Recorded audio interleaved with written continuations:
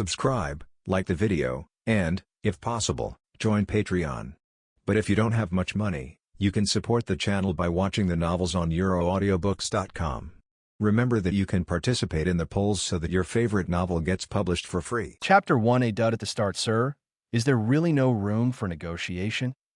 Mrs. Okibai. The Wu's orphanage has been running for so many years, and all the facilities are aging. It's time to demolish it. But the youngest of the children in the orphanage is only 11 years old. What should they do? That's not my business. July 20th, 1991. In front of the Wu's orphanage in London. A white-haired lady faced a group of people in police uniforms, saying something in vain. And behind this group of adults was a group of timid teenagers. Among them was a black-haired boy who looked around, and a look of confusion appeared on his face. His name was Lin Xiu. He was an ordinary person in the 21st century. He was tired after get off work and lay down at home to rest for a while, but he lost consciousness directly. When he woke up, he appeared here. Buzz. At this time, a lot of information came into Lin Xiu's mind. He was slightly startled and immediately understood his current situation. It turned out that he had traveled through time and space and came to the world of Harry Potter, becoming a person in the orphanage who was also called Lin Xiu. Lin Xiu was excited at first and had begun to look forward to his new life as a freshman at Hogwarts and mastering magical powers. But soon, as he gradually received the information in his mind, Lin Xiu's face gradually became ugly. Because he was a squib. Squibs were born in a wizard family, but they had no magical abilities and were low-class citizens in the wizarding world. It was 1991, and Harry Potter would become a freshman at Hogwarts this year. And as a squib, Lin Xiu had no admission qualifications at all. He couldn't help but sigh.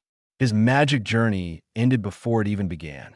Lin Xiu regretted that he couldn't become a wizard, but his years of work experience allowed him to be relatively stable at this time. He was more worried about another thing now. This year, Harry will join Hogwarts as a freshman, and the plot of Harry Potter will officially begin. At the same time, Voldemort's forces began to stir, and countless Death Eaters and Dark Wizards began to become active. For Lin Xiu, his living environment will become very dangerous in the next few years. No, I must find a way to protect myself, but I am a squib and an orphan. What can I do? Lin Xiu was a little helpless. Not to mention that it is difficult to survive in the magic world. Even in the Muggle world, he will soon be unable to survive. The Wu's orphanage where he lives was sold to a real estate developer a few months ago, and the orphanage is about to be demolished. As a squib orphan, he will soon be homeless and wandering on the streets before the threat of Voldemort in the magic world comes. Therefore, Lin Xiu has no time to consider the issue of admission to Hogwarts. The first thing to be solved is his survival as an orphan. But there is no thought at all. At the age of 11, no one wants him to work. At this moment, a ding sound suddenly rang in Lin Xiu's mind. Congratulations to the host, awakening the emotional treasure chest system. As long as you make others' emotions fluctuate violently, you can get a treasure chest and open various items. System. Lin Xiu's heart moved, seeing that the children around him were gathered at the door and worried about the future of the orphanage. No one noticed him. So he retreated behind the crowd and found a secluded place to study his system. Before long, he roughly figured out the function of the system. The emotional treasure chest system, as the name suggests, as long as Lin Xiu's actions make others have strong emotions, they may get a treasure chest. The quality of the treasure chest is divided into 5 levels: bronze, silver, gold, diamond, and ultimate. The stronger the ability and the stronger the emotion of the person affected by Lin Xiu, the greater the chance of getting a treasure chest, and the higher the quality of the treasure chest. For example, Lin Xiu made Dumbledore and Ron have the same emotion at the same time. Then, Dumbledore might drop a high-quality treasure chest, while Ron will not drop a treasure chest at all. Even if the quality of the treasure chest is not as good as Dumbledore's. Let those people with outstanding abilities have strong emotions. The first people that popped up in Lin Xiu's mind were Dumbledore, Snape, and others.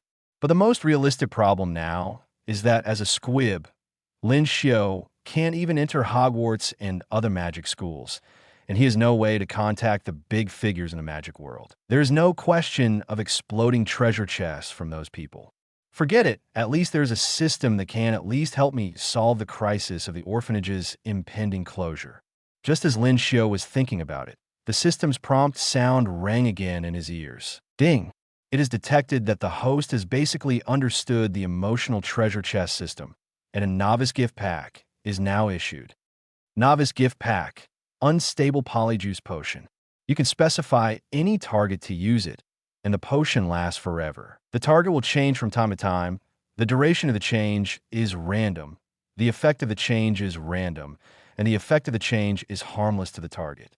The emotional fluctuations caused by the change will be counted into the system, and the emotional treasure chest will be dropped. Unstable polyjuice potion. Can it be used on any target?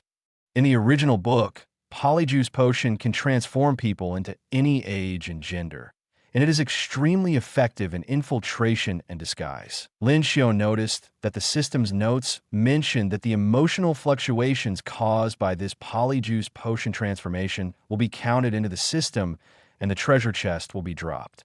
He thought that as a squib, he would never be able to connect with the magic world in this life. At this time, seeing the system's prompt, he suddenly had an idea in his mind. In other words, if I specify Dumbledore as the target of the polyjuice potion, then I can directly harvest Dumbledore's emotional treasure chest. Just explode some wandless casting talents, spell talents, transfiguration talents, etc. Wouldn't that be a wave of takeoff? Even, let me get rid of the state of Squib and become a formal magician. But Lin Xiu's fantasy only lasted for a short time. He knew that Dumbledore, as a white devil who had lived for hundreds of years, had extremely strong psychological qualities. Choosing Dumbledore as the target of the polyjuice potion, he could only harvest the emotional treasure chest once at most, and then Dumbledore would find a way to solve the problem of deformation. Similarly, other adult wizards with names in a magical world would basically not be affected by the random deformation of the polyjuice potion. If you want to maximize the benefits, it is best to choose those young wizards as the targets of the polyjuice potion. This target should not be strong enough, but important enough. In just a moment, the most suitable target appeared in Lin Xiu's mind. Harry Potter. Harry alone is almost related to the existence of the entire wizarding world with names. Dumbledore, Professor McGonagall, Snape, Sirius. Using Harry as an anchor to harvest the emotional treasure chest is the choice to maximize the benefits. It's decided to be you, Harry Potter. Just as the thought flashed through Lin Xiu's mind, the system prompt sounded. Ding! Harry Potter has been selected as the target of the unstable polyjuice potion. Lin Xiu waited for a while and found that nothing happened. Is it that the polyjuice potion didn't work? Or is Harry not important enough now? So the emotional treasure box didn't explode. Lin Xiu couldn't figure it out for the time being, and he didn't have time to tangle, because a little boy found him. Lin Xiu, Dean Okibai is waiting for you in the office. She seems to have something important to talk to you about. Got it. Lin Xiu waited for a while, and after confirming that the system did not respond, he came to the door of the dean's office according to his memory and knocked on the door. Please come in.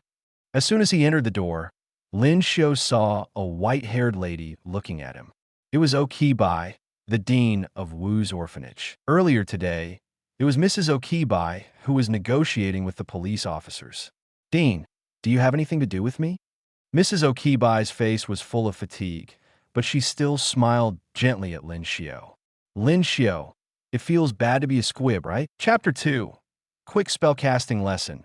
Harry shocked Lin Xiu was a little shocked when he heard Mrs. Okibai say that he was a squib. His knowledge of his squib identity was determined by daily observation.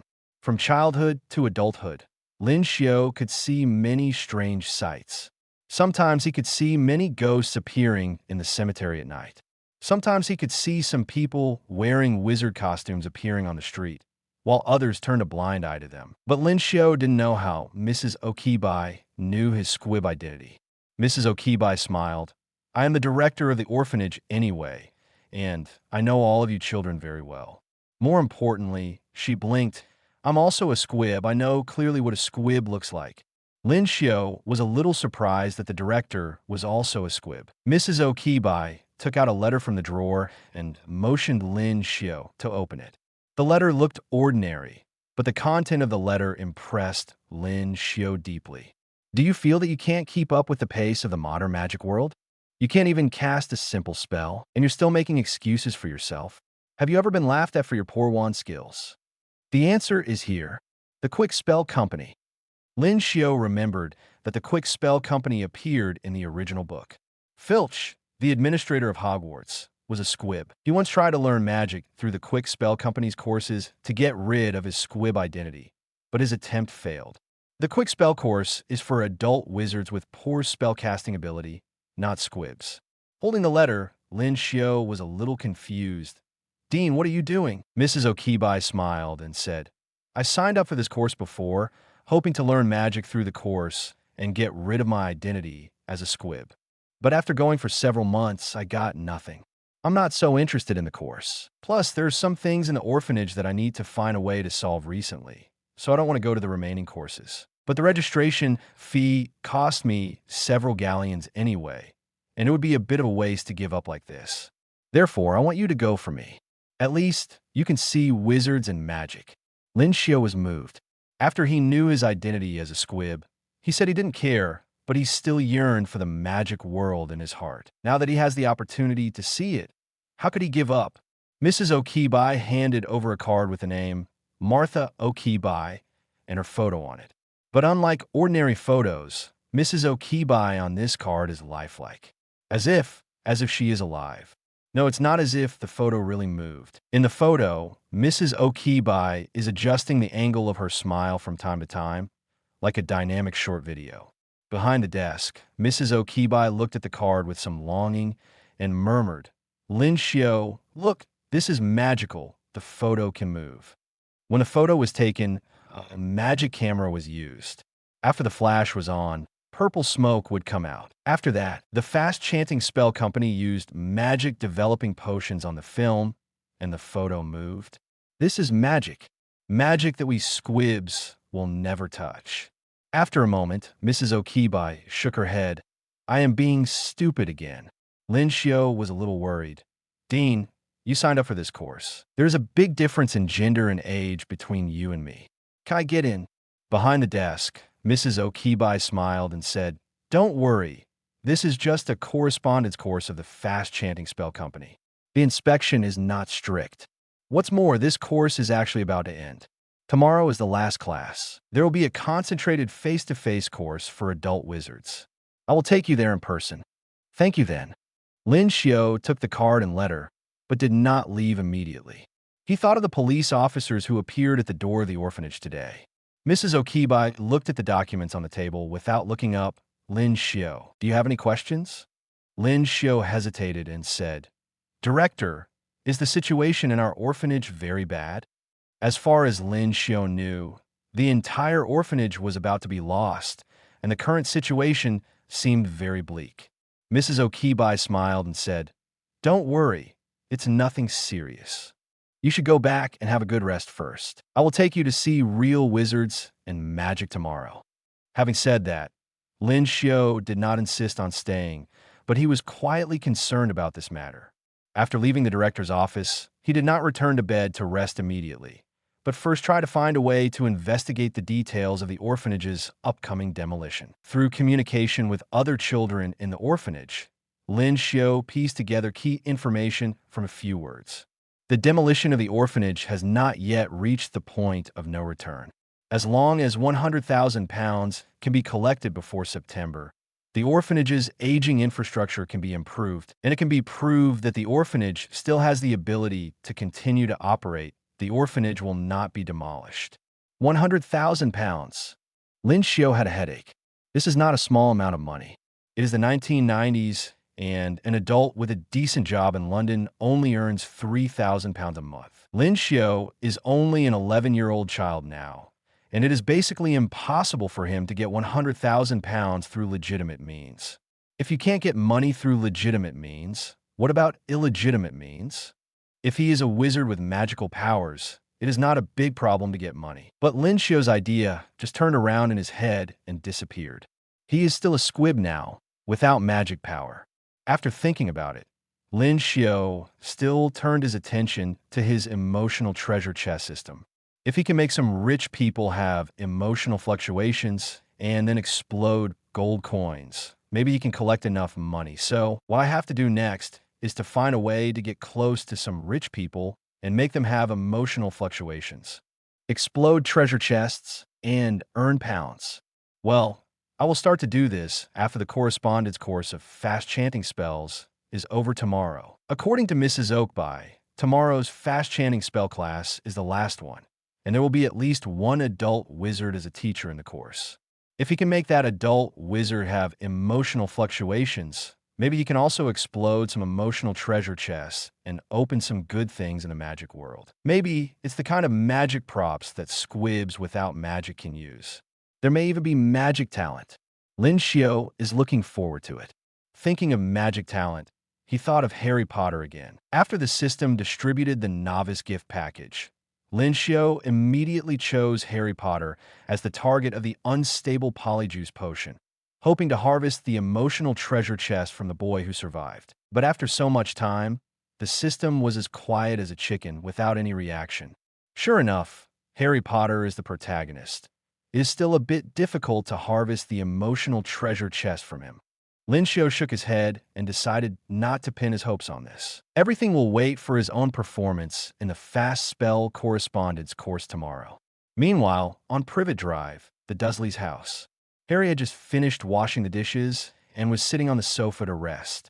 Suddenly, he felt a tingling all over his body. His internal organs began to churn, as if he had just swallowed a few live snakes.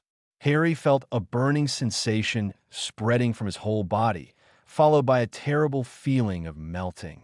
His skin all over his body seemed to bubble up like boiling wax. Harry couldn't help but fall on the sofa, and he watched his body become smaller, and even his skin became softer. This change was very uncomfortable, but the feeling came and went quickly. After Harry was sure that his body no longer had any strange reactions, he hurried to the bathroom to check what had happened to him. Pushing open the bathroom door, Harry found with the help of the mirror that he had become smaller overall. His messy black hair had turned into smooth red hair that was over his shoulders, and his eyes were still as green as gemstones. He looked at himself in the mirror, and in his horror, he felt that the face was somewhat familiar. What is going on? Am I going to die? Harry's face turned pale, and his heart was pounding. He didn't know how long it had been, but he saw that there was no other change in himself except for his appearance, and he felt a little relieved. Just as he was about to leave the bathroom, he found something he hadn't realized before, and a part of his body felt very inconsistent. Harry looked down at himself, his temples throbbing, and his brain went blank. Oh my God, I don't have anything down there. I became a girl. Chapter 3: Harry becomes a girl. The Dursleys are shocked. Harry stood there, somewhat at a loss. Just then, the door suddenly opened. Harry looked over subconsciously. After seeing his uncle's huge figure walk into the room, Harry was shocked. Aunt Petunia and her family are back. He must not be seen by his aunt and her family in this state. He immediately ran out of the bathroom and hid in the storage room under the stairs. Harry has lived in this cramped little place since he can remember. This is the only place where he can feel at ease now.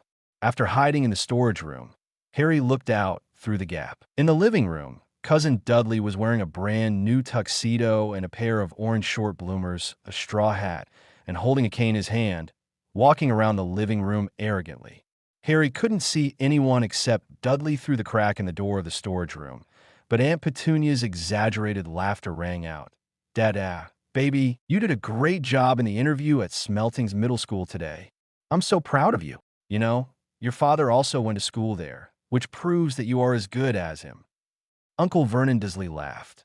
Dada is worthy of being my baby son. Listening to what everyone in the living room said, Harry knew. It turned out that his aunt and her family went out today to solve Dudley's problem of further education.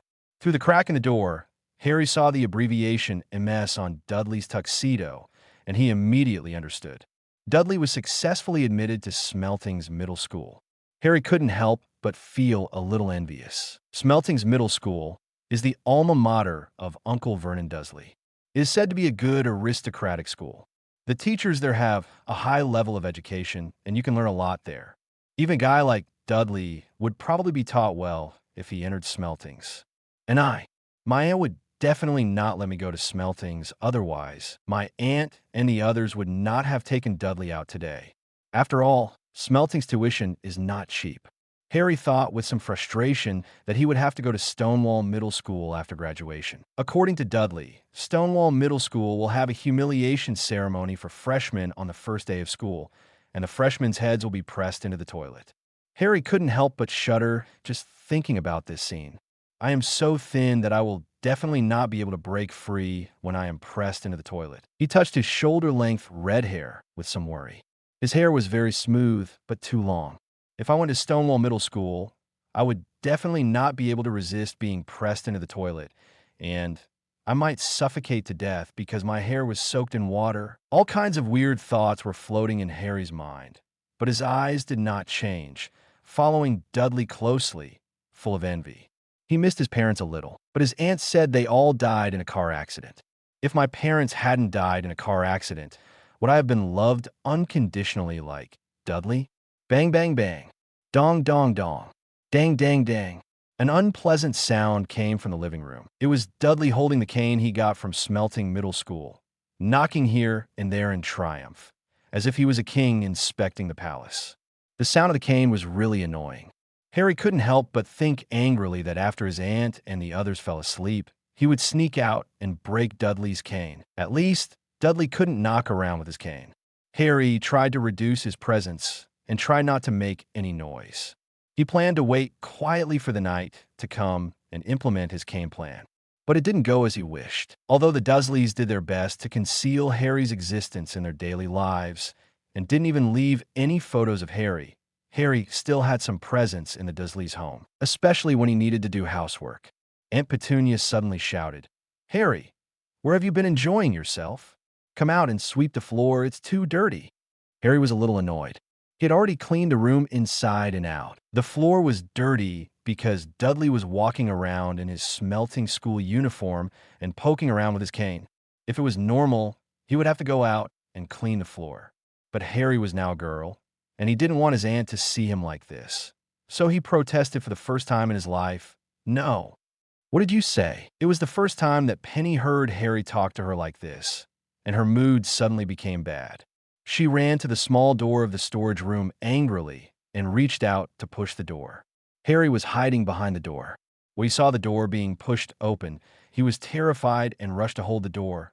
"No, I will clean it up later." "That's better." Penny nodded with satisfaction and was about to leave, but she felt something was wrong. The voice from behind the storage room door was familiar, but it was different from Harry's voice. The voice was crisper and cleaner, just like her sister's voice. Penny frowned. "Harry, your voice." Harry in the storage room coughed quickly. Cough, cough, cough. "I may not have slept well and have a cold, so the voice sounds strange. But these are all minor problems. I will be fine soon." Penny looked at the closed small door of the storage room, frowned, and went to the kitchen, found the cold medicine, and handed it in through the small door of the storage room. Harry, hiding behind the door, quickly took the cold medicine and tried to say in a rough voice, "Thank you, Aunt." Penny didn't say anything. She stared at the storage room for a while, as if she wanted to see Harry's current condition through the small door of the storage room, but finally turned around and left. In the storage room, Harry subconsciously breathed a sigh of relief. But not long after, heavy footsteps sounded above the storage room, shaking waves of dust down, as if there were more than a dozen fat pigs pushing and pushing. Harry knew, without saying, that it must be Dudley who was running up and down the stairs, trying to tease him. Dudley had been doing this for a while, and now Harry was used to it. In the past, Harry would feel indignant and yell at Dudley upstairs to fight back, and Dudley would run away laughing, as if he had won a great victory. But what Harry cared about most today was when he could change back, so he didn't care about Dudley's pranks at all. This made Dudley a little uncomfortable. So he simply ran down the stairs and opened the door of the storage room, wanting to see Harry's envious expression with his own eyes. Haha, Harry, look at me. The door of the storage room under the stairs of the Dursleys' house was locked from the outside, and Dudley opened the door without much effort. He thought he would see Harry's envious expression, but he didn't expect that a beautiful little girl with red hair and green eyes was staring at him with wide eyes. Dudley was stuck. You? Who are you? Seeing that the little girl's clothes were loose, Dudley became even more anxious. Why are you wearing Harry's clothes? Harry basically had no new clothes of his own. All of them were Dudley's old clothes. Therefore, Dudley could tell at a glance that the little girl with red hair and green eyes was wearing Harry's old clothes. Where is Harry? Dudley couldn't understand the situation in front of him for a moment, so he screamed immediately, "Mom!" Vernon and Petunia heard Dudley scream and immediately rushed over from the living room. "Dada, what's wrong?" Dudley couldn't say much at this time, but just shouted and pointed at Harry in the storage room. The Dursleys followed the direction of their son's finger and saw Harry, who had become a beautiful little girl. Petunia screamed, "Lily?" At the same time, in the Wu's orphanage, Lin Xiu, who was about to go to bed, was refreshed by the system prompt. Ding! Shocked emotions detected. Drawing treasure chest for the host. Chapter 4. Silver treasure chest. Get rid of the Squib identity. Ding! Harry Potter's shock is detected. Drawing a treasure chest for the host. Congratulations to the host. You have obtained a silver treasure chest. Seeing this system prompt, Lin Xiu suddenly became more energetic. The unstable polyjuice potion finally worked, and the effect did not disappoint him. A silver treasure chest came out right away. Good guy, I just called a good guy. Lin Xiu's sleepiness was swept away immediately. The silver treasure chest should be dropped by Harry. Lin Xiu had some guesses in his mind.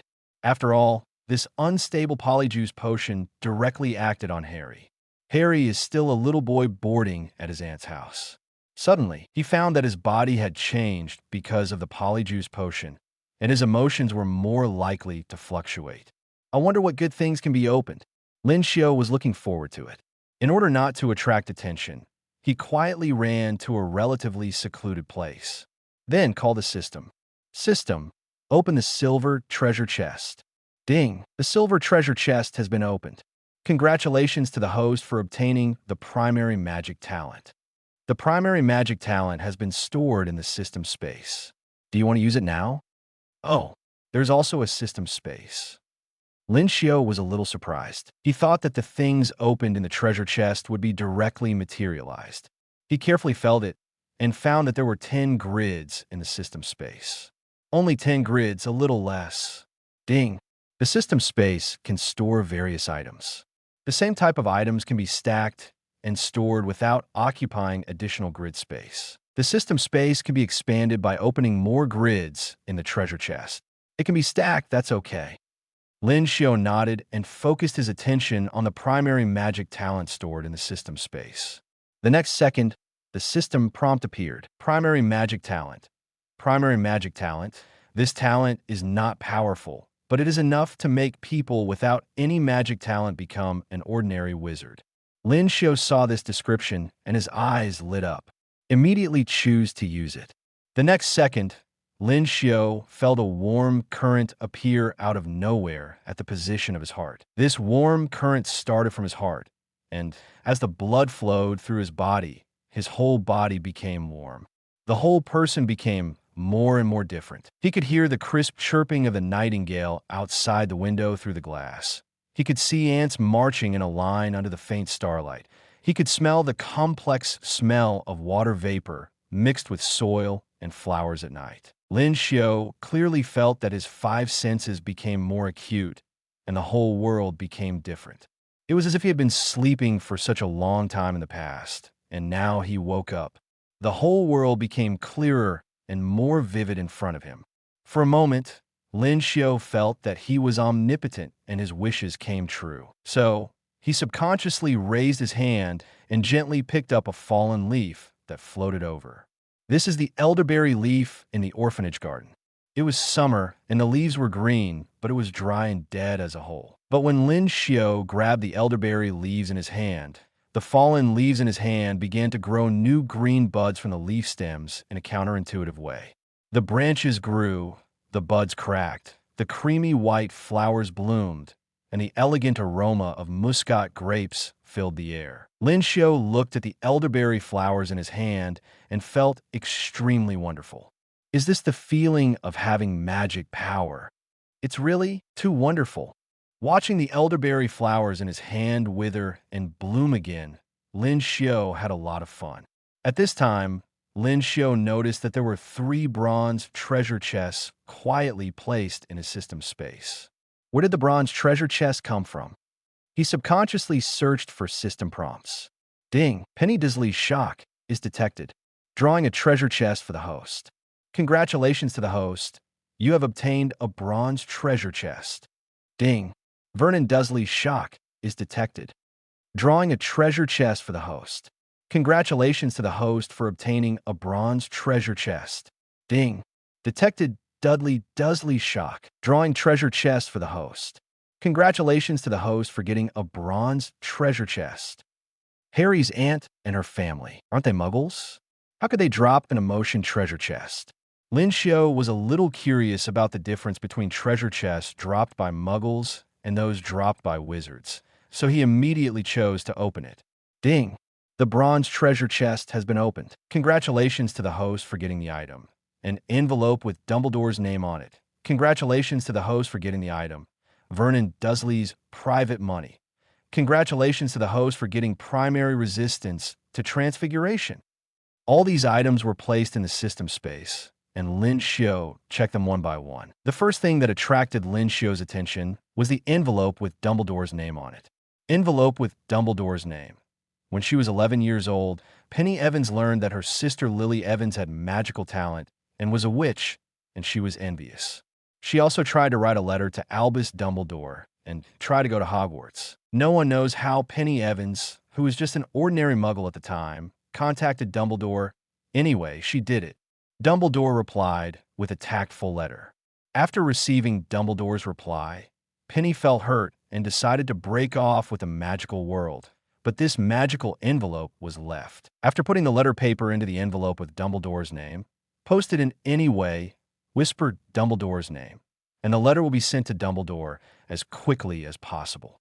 After seeing the system introduction of the envelope, Lin Xiu was a little shocked. Good guy. She is worthy of being Harry's aunt. A one-time item that can directly contact Dumbledore was actually opened directly from the treasure chest. The system is awesome.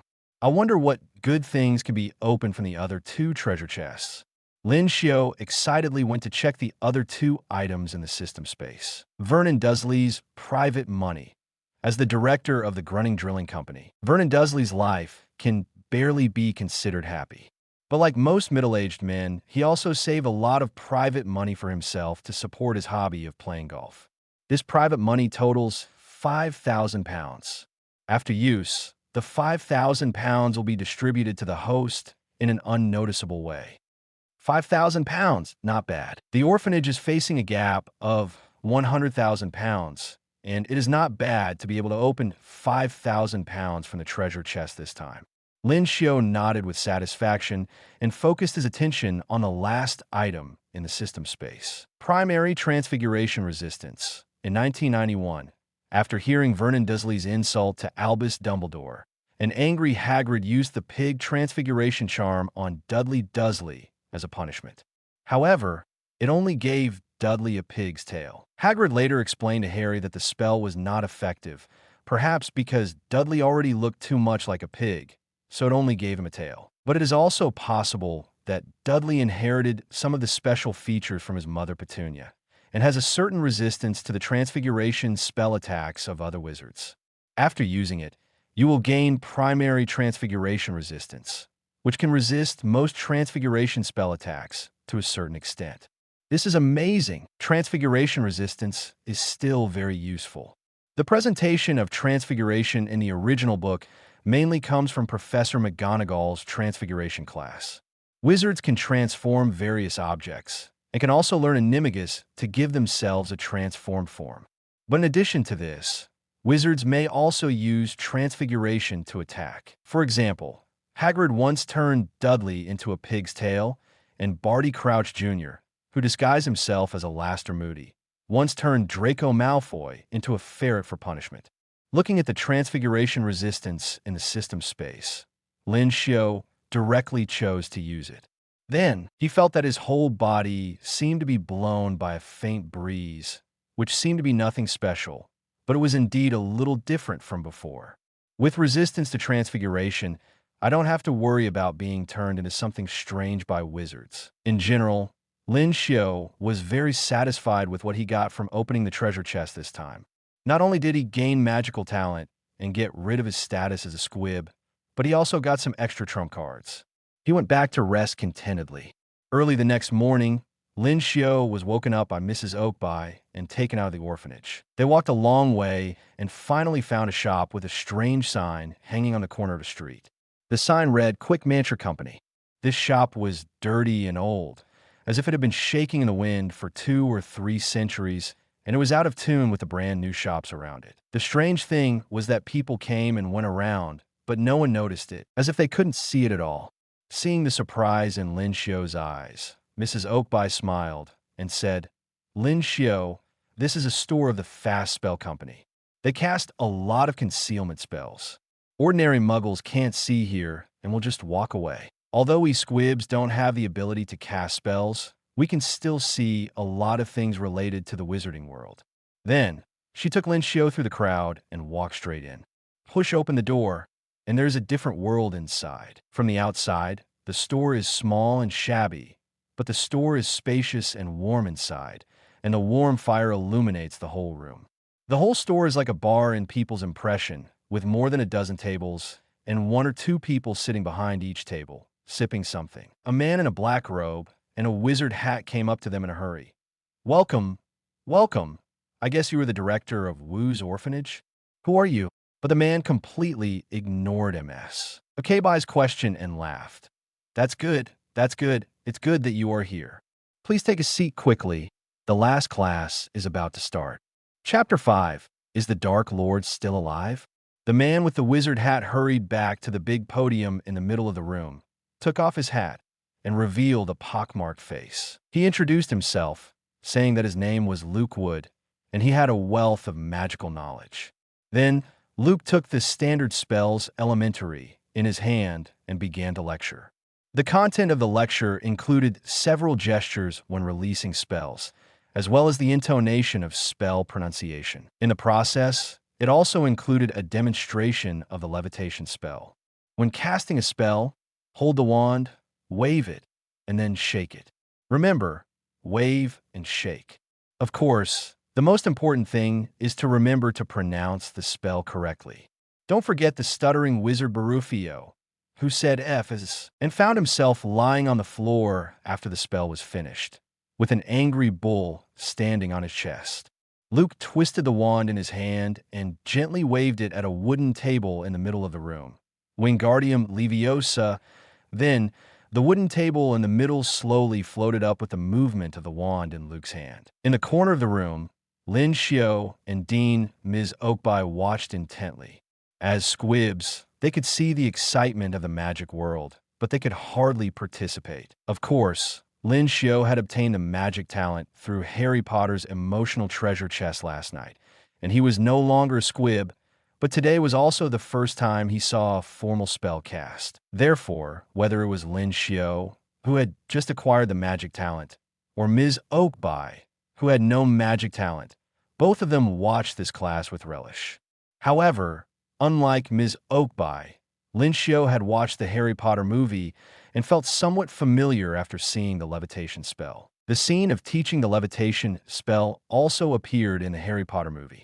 In the movie, Professor Phileas Flitwick taught the levitation spell in class, and also emphasized to many young wizards, including Harry, that the pronunciation should be accurate when casting the spell. Coincidentally, when Professor Flitwick gave an example, he also used the example of the wizard Barufio summoning a bull to press himself down. Lin Xiu felt a strange sense of familiarity in his heart. Is it because the Hogwarts spells class and the Fast Casting Company course use the same textbook? So when giving examples, the examples in the textbook are used. After all, there is no F pronunciation in the spell of the levitation spell. All those who teach the levitation spell may attach the example of Barufio in Standard Spells Elementary. At this time, on the podium, Luke touched his greasy long hair and said with a smile, "Everyone, the levitation spell is our last class test. Everyone try it well. I will observe your casting movements and correct you in time." Then Luke walked down the podium and walked straight to Lin Xiu and Ms. Oakby, even blocking their retreat from the room. He tried to force out a fake smile. "Madam, sorry, I haven't asked your name yet. But it doesn't matter, after all, you are from that orphanage. I have something to discuss with you. Can you come with me?" Lin Xiu felt a little uneasy. Although he is only an 11-year-old boy now, he has some basic social common sense in London. When communicating with people normally, the most basic thing is to introduce each other and find out each other's name. But this wizard named Luke, facing Ms. Oakby, did not mean to ask at all. In his words, he was most concerned about the orphanage. This attitude is not an equal dialogue with people, but does not care about the person being talked to. Out of caution, Lin Xiu pulled the corner of Ms. Oakby's clothes. "Dean, let's go back today." As the dean of Wu's orphanage, Ms. Oakby has dealt with many people of all kinds over the years, and naturally felt that Luke was not right. She politely refused Luke. "We have to leave immediately because of an emergency. We are very sorry." Then Ms. Oakby held Lin Xiu tightly and walked out of the room without looking back. But as soon as Lin Xiu walked out of the door, he heard Luke's somewhat funny voice. "Imperio?" Then Lin Xiu felt a warm current coming from his body, and the whole person suddenly became dizzy. He seemed to have lost control of his body, and all the sounds seemed to have gone away. He and Ms. Oakby stood there and couldn't move. Luke walked in front of the two people, his face gloomy and his tone contemptuous. "Humph, just a dud. Follow me." Following Luke's order, Ms. Oakby and Lin Xiu immediately followed Luke out of the Fast Chanting Company shop like puppets and walked towards the remote alley beside the street. The further they walked, the darker the surroundings became. Lin Xiu could clearly see and hear everything along the way, but he couldn't control his body. He was a little anxious. The reaction of himself and Ms. Oakby was like being under the Imperio's curse. However, he and Ms. Oakby were just two insignificant people, and they came here just to participate in the fast chanting course. Why did this guy named Luke attack them? Lin Xiu was anxious, but he tried to calm himself down. Then he found a good news. However, the good news is that although Lin Xiu's body was out of control, he could still move freely on the mental level. In other words, he could still access the system space. So Lin Xiu actively tried to save himself. Fortunately, when he opened the Dumbledore envelope in the bronze treasure chest last night, he had already consciously used it as his trump card.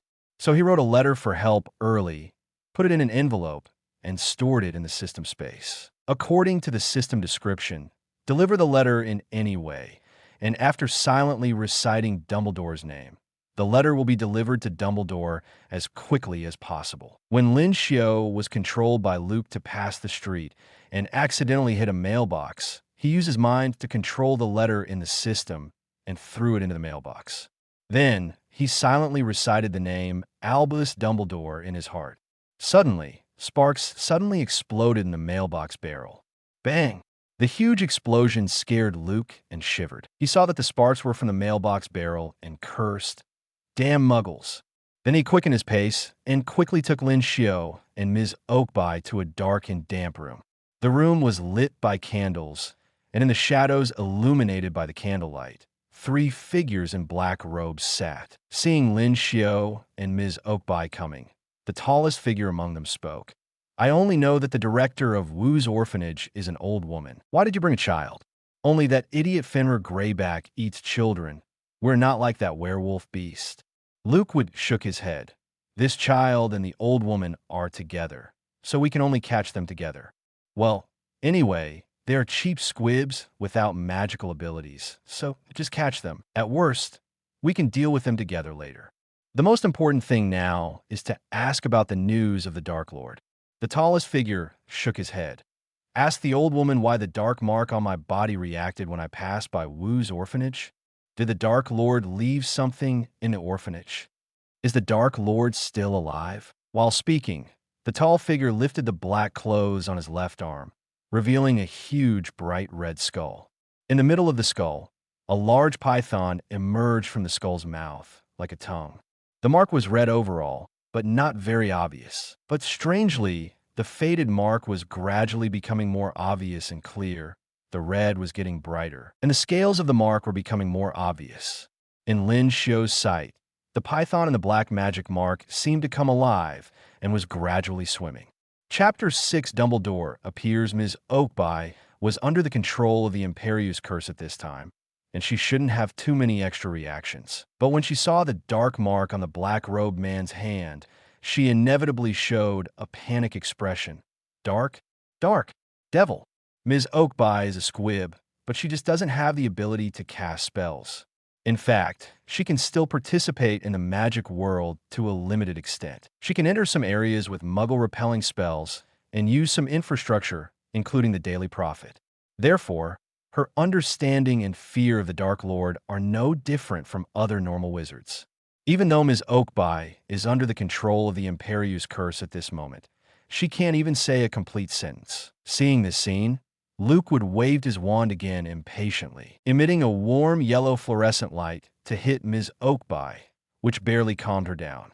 Old woman, what did the Dark Lord leave behind in the orphanage? After calming down for a moment, Ms. Oakby said in a trance, I don't know. Hearing Ms. Oakby's answer, Luke and the black-robed men all looked very ugly.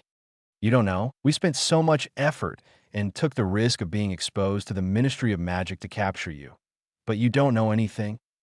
Luke was very angry, and the tip of his wand flashed a dangerous dark green light. The black-robed man with the dark mark on his arm said with disappointment, After all, this matter is related to the Dark Lord, and it's normal that this old woman doesn't know.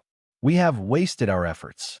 Get rid of this old woman and that child. Soon, the 4 people present took out their wands and were about to wave them at Lin Xiu and Ms. Oakby. But the next second, the wands in their hands flew out and fell to the ground. The black-robed wizards were horrified.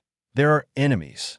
They subconsciously flew towards the wands on the ground, but before they could grab their wands, they suddenly seemed to be weightless, floating in the air, like fish struggling on the shore.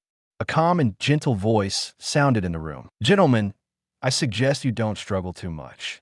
A tall and thin old man walked in from a door. He had long silver hair and silver beard, which were long enough to be stuffed into his belt.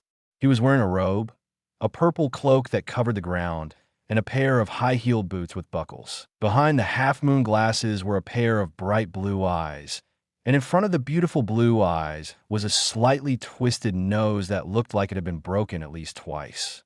Seeing the newcomer, Luke and the black-robed wizards' faces changed drastically. Dumbledore. Dumbledore smiled and said, Ah, you know me. It seems that I insisted on leaving my image on the chocolate frog picture. At least this thing is right.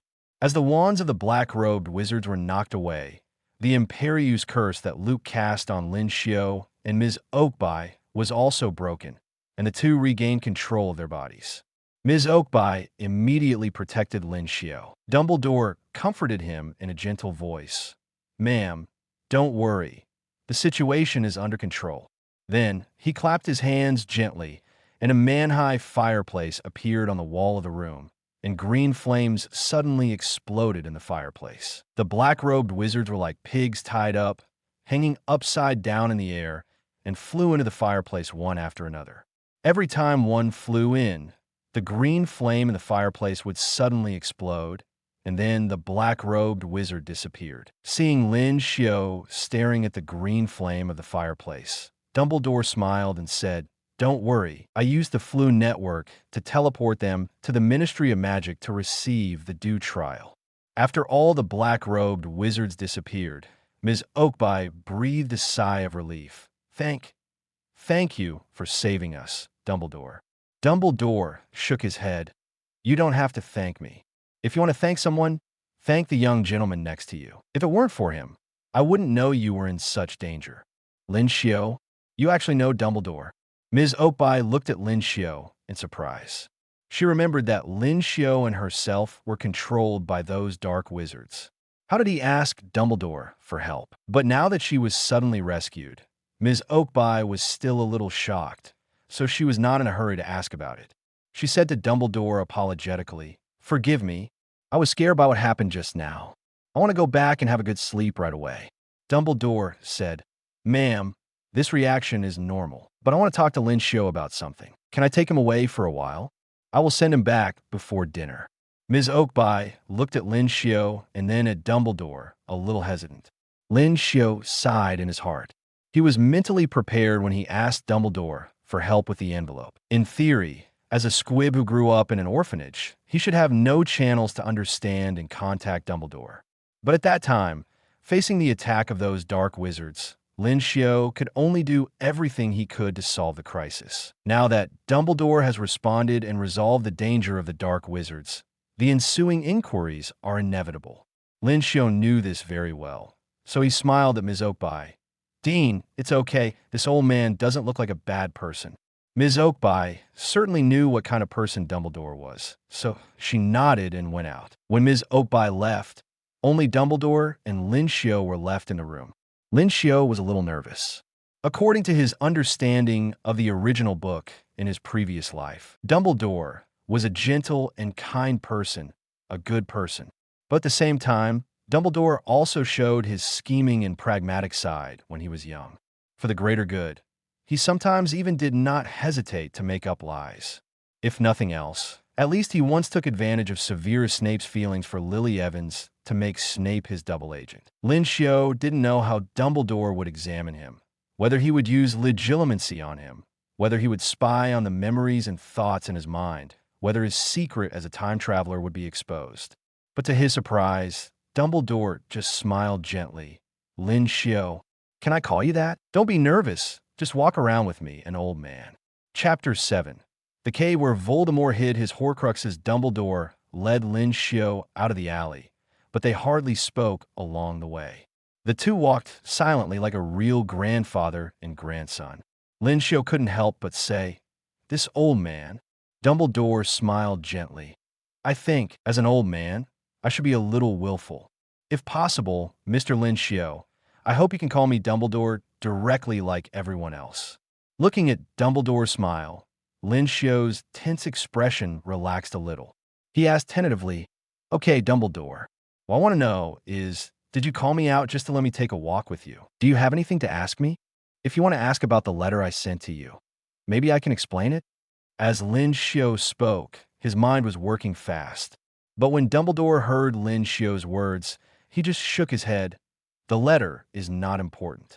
Lin Xiu, I want to know something else from you. Before that, I want to apologize to you first. Out of caution, I had to use some magic on you to explore some information I must know. But I can assure you that I have absolutely no ill will towards you." Dumbledore's voice was gentle, but Lin Xiu's whole body suddenly felt like falling into an ice cellar. "Dumbledore used magical power on me? Is it legilimency?" A huge panic followed. Have all the secrets in my mind been exposed? At the same time, Lin Xiu tried hard to think about what he could and should do in his mind. Fight to the death with Dumbledore? This is impossible. Dumbledore is the strongest white wizard in the world, and he has no chance of winning. Cooperate with Dumbledore? This may be a good choice. After all, Dumbledore has shown a strong interest and greater interest since he was young. As long as I can show enough value, maybe I can guarantee my own safety. Lin Xiu sorted out his thoughts and slowly calmed down.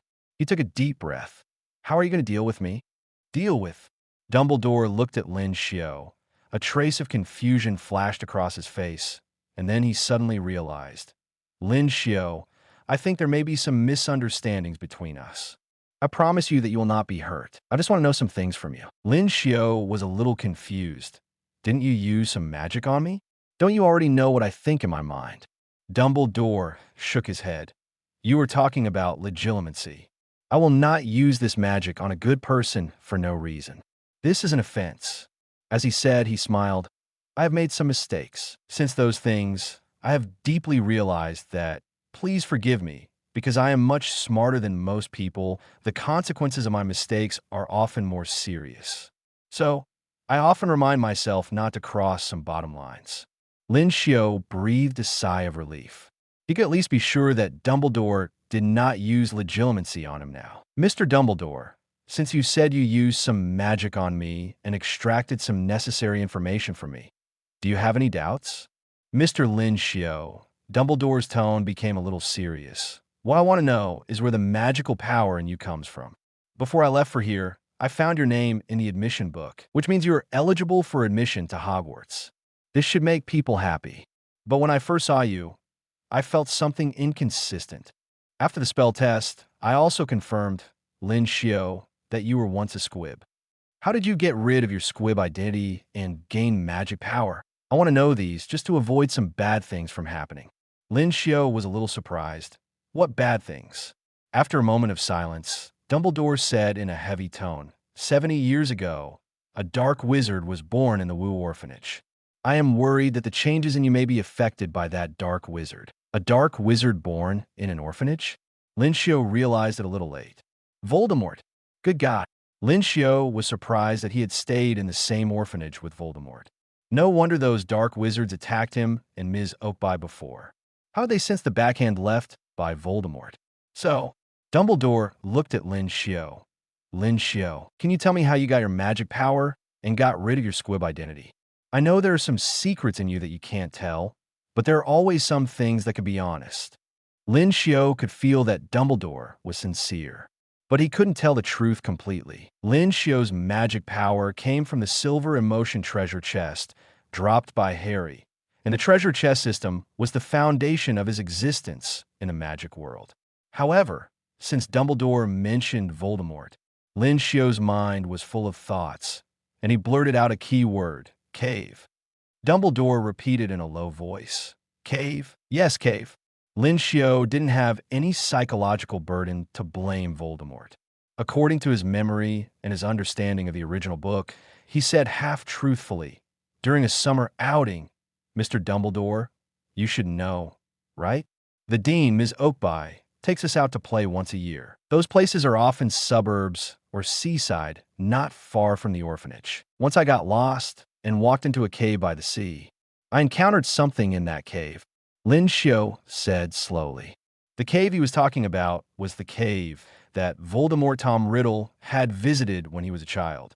Tom Riddle once followed the orphanage to the seaside near the cave to play when he was a child. He discovered this cave and threatened two orphans with him, Amy Benson and Dennis Bishop, to go there. When Tom grew up and became Voldemort, he hid one of the Horcruxes, Salazar, Slytherin's locket here. After I came out of that cave, I slept for several days and then my body slowly changed. After listening to Lin Xiu's words, Dumbledore showed a thoughtful expression on his face. Chapter 8, Receiving the Hogwarts Acceptance Letter. After a moment, Dumbledore looked at Lin Xiu. I may already know where the cave you are talking about is. Mr. Lin Xiu, I want to take you to a place to confirm it, just to rule out some disturbing possibilities. Lin Xiu understood what Dumbledore meant. You want to take me to the cave? Therefore, he also showed the due surprise at the right time. But the cave is a long way from here. The last time Dean Oakby took us on an outing, we took a car, and it took several hours to go back and forth. I am worried that I will miss the dinner at the orphanage. Dumbledore smiled and said, Wizards always have their own ways. Don't worry, it won't take too long. After that, he stretched out his left hand. Mr. Lin Xiu, please hold my hand. After Lin Xiu did so, Dumbledore reminded him, remember to hold on tight. Then, without seeing any movement from Dumbledore, Lin Xiu felt that the space around him suddenly compressed, and it was pitch black as far as he could see, and there was a strong squeeze from all directions. He felt as if his chest was tightly strangled by several iron hoops. His eyeballs were squeezed back into his head, and his eardrums were pressed deep into his skull. He felt like he had turned into a soft, human-shaped plasticine, being squeezed everywhere and unable to breathe. After a moment, everything around him returned to normal, and Lin Xiu felt like he was squeezed out of a very narrow tube. There was a piercing explosion in his ears that gradually faded away. Dumbledore looked at Lin Xiu with some concern. Are you okay? This is apparition, a unique magical travel method for wizards. It's just that the process of apparition will make people feel a little uncomfortable, and you need to get used to it. Lin Xiu now feels a little unreal. In just a moment, he came to the seaside from the city of London. At this time, they were at a rock standing in the sea. In front of the rock was a huge and towering cliff, surrounded by raging waves, and the air was full of the salty smell of cold seawater. At this time, the sky was bright, and everything seemed bright, but at the bottom of the towering cliff, there was a crack filled with darkness, and the scene inside was not clear. Lin Xiu pointed to the crack at the bottom of the cliff and said, "Mr. Dumbledore, I once mistakenly entered there." Dumbledore's expression became serious at this time. He stood on the rock, stared at the crack at the bottom of the cliff in front of him for a while, and then nodded. "There is no doubt that I feel that there is a magical power remaining." After looking around, Dumbledore said to Lin Xiu with a little apology, "Mr. Lin Xiu, I can't ignore the magical power revealed in the cave, but it is not a wise choice to leave you on this rock. I can only trouble you to go with me to investigate now." Lin Xiu nodded and said nothing. At this time, the rock where they landed was still a short distance away from the cave, and the waves in the middle were surging. But Dumbledore took Lin Xiu and stepped directly onto the sea without even looking. The originally ferocious waves suddenly became calm, just like a man-eating tiger suddenly turned into a docile kitten. Stepping on the sea water was like stepping on solid ground. Lin Xiu was quite amazed, worthy of being Dumbledore.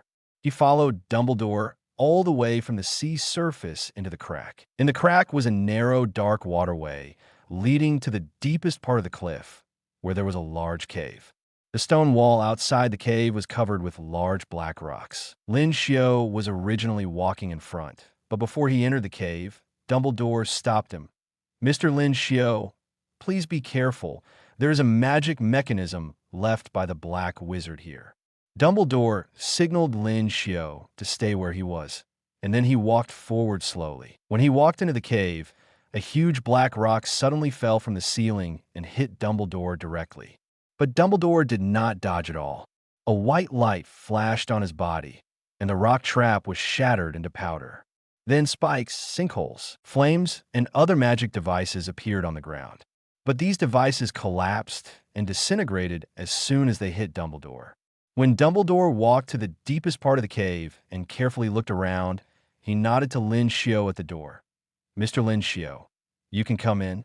There are no dangerous traps in the cave." Lin Xiu walked into the cave, but he found that there was nothing in the cave except rocks at the moment.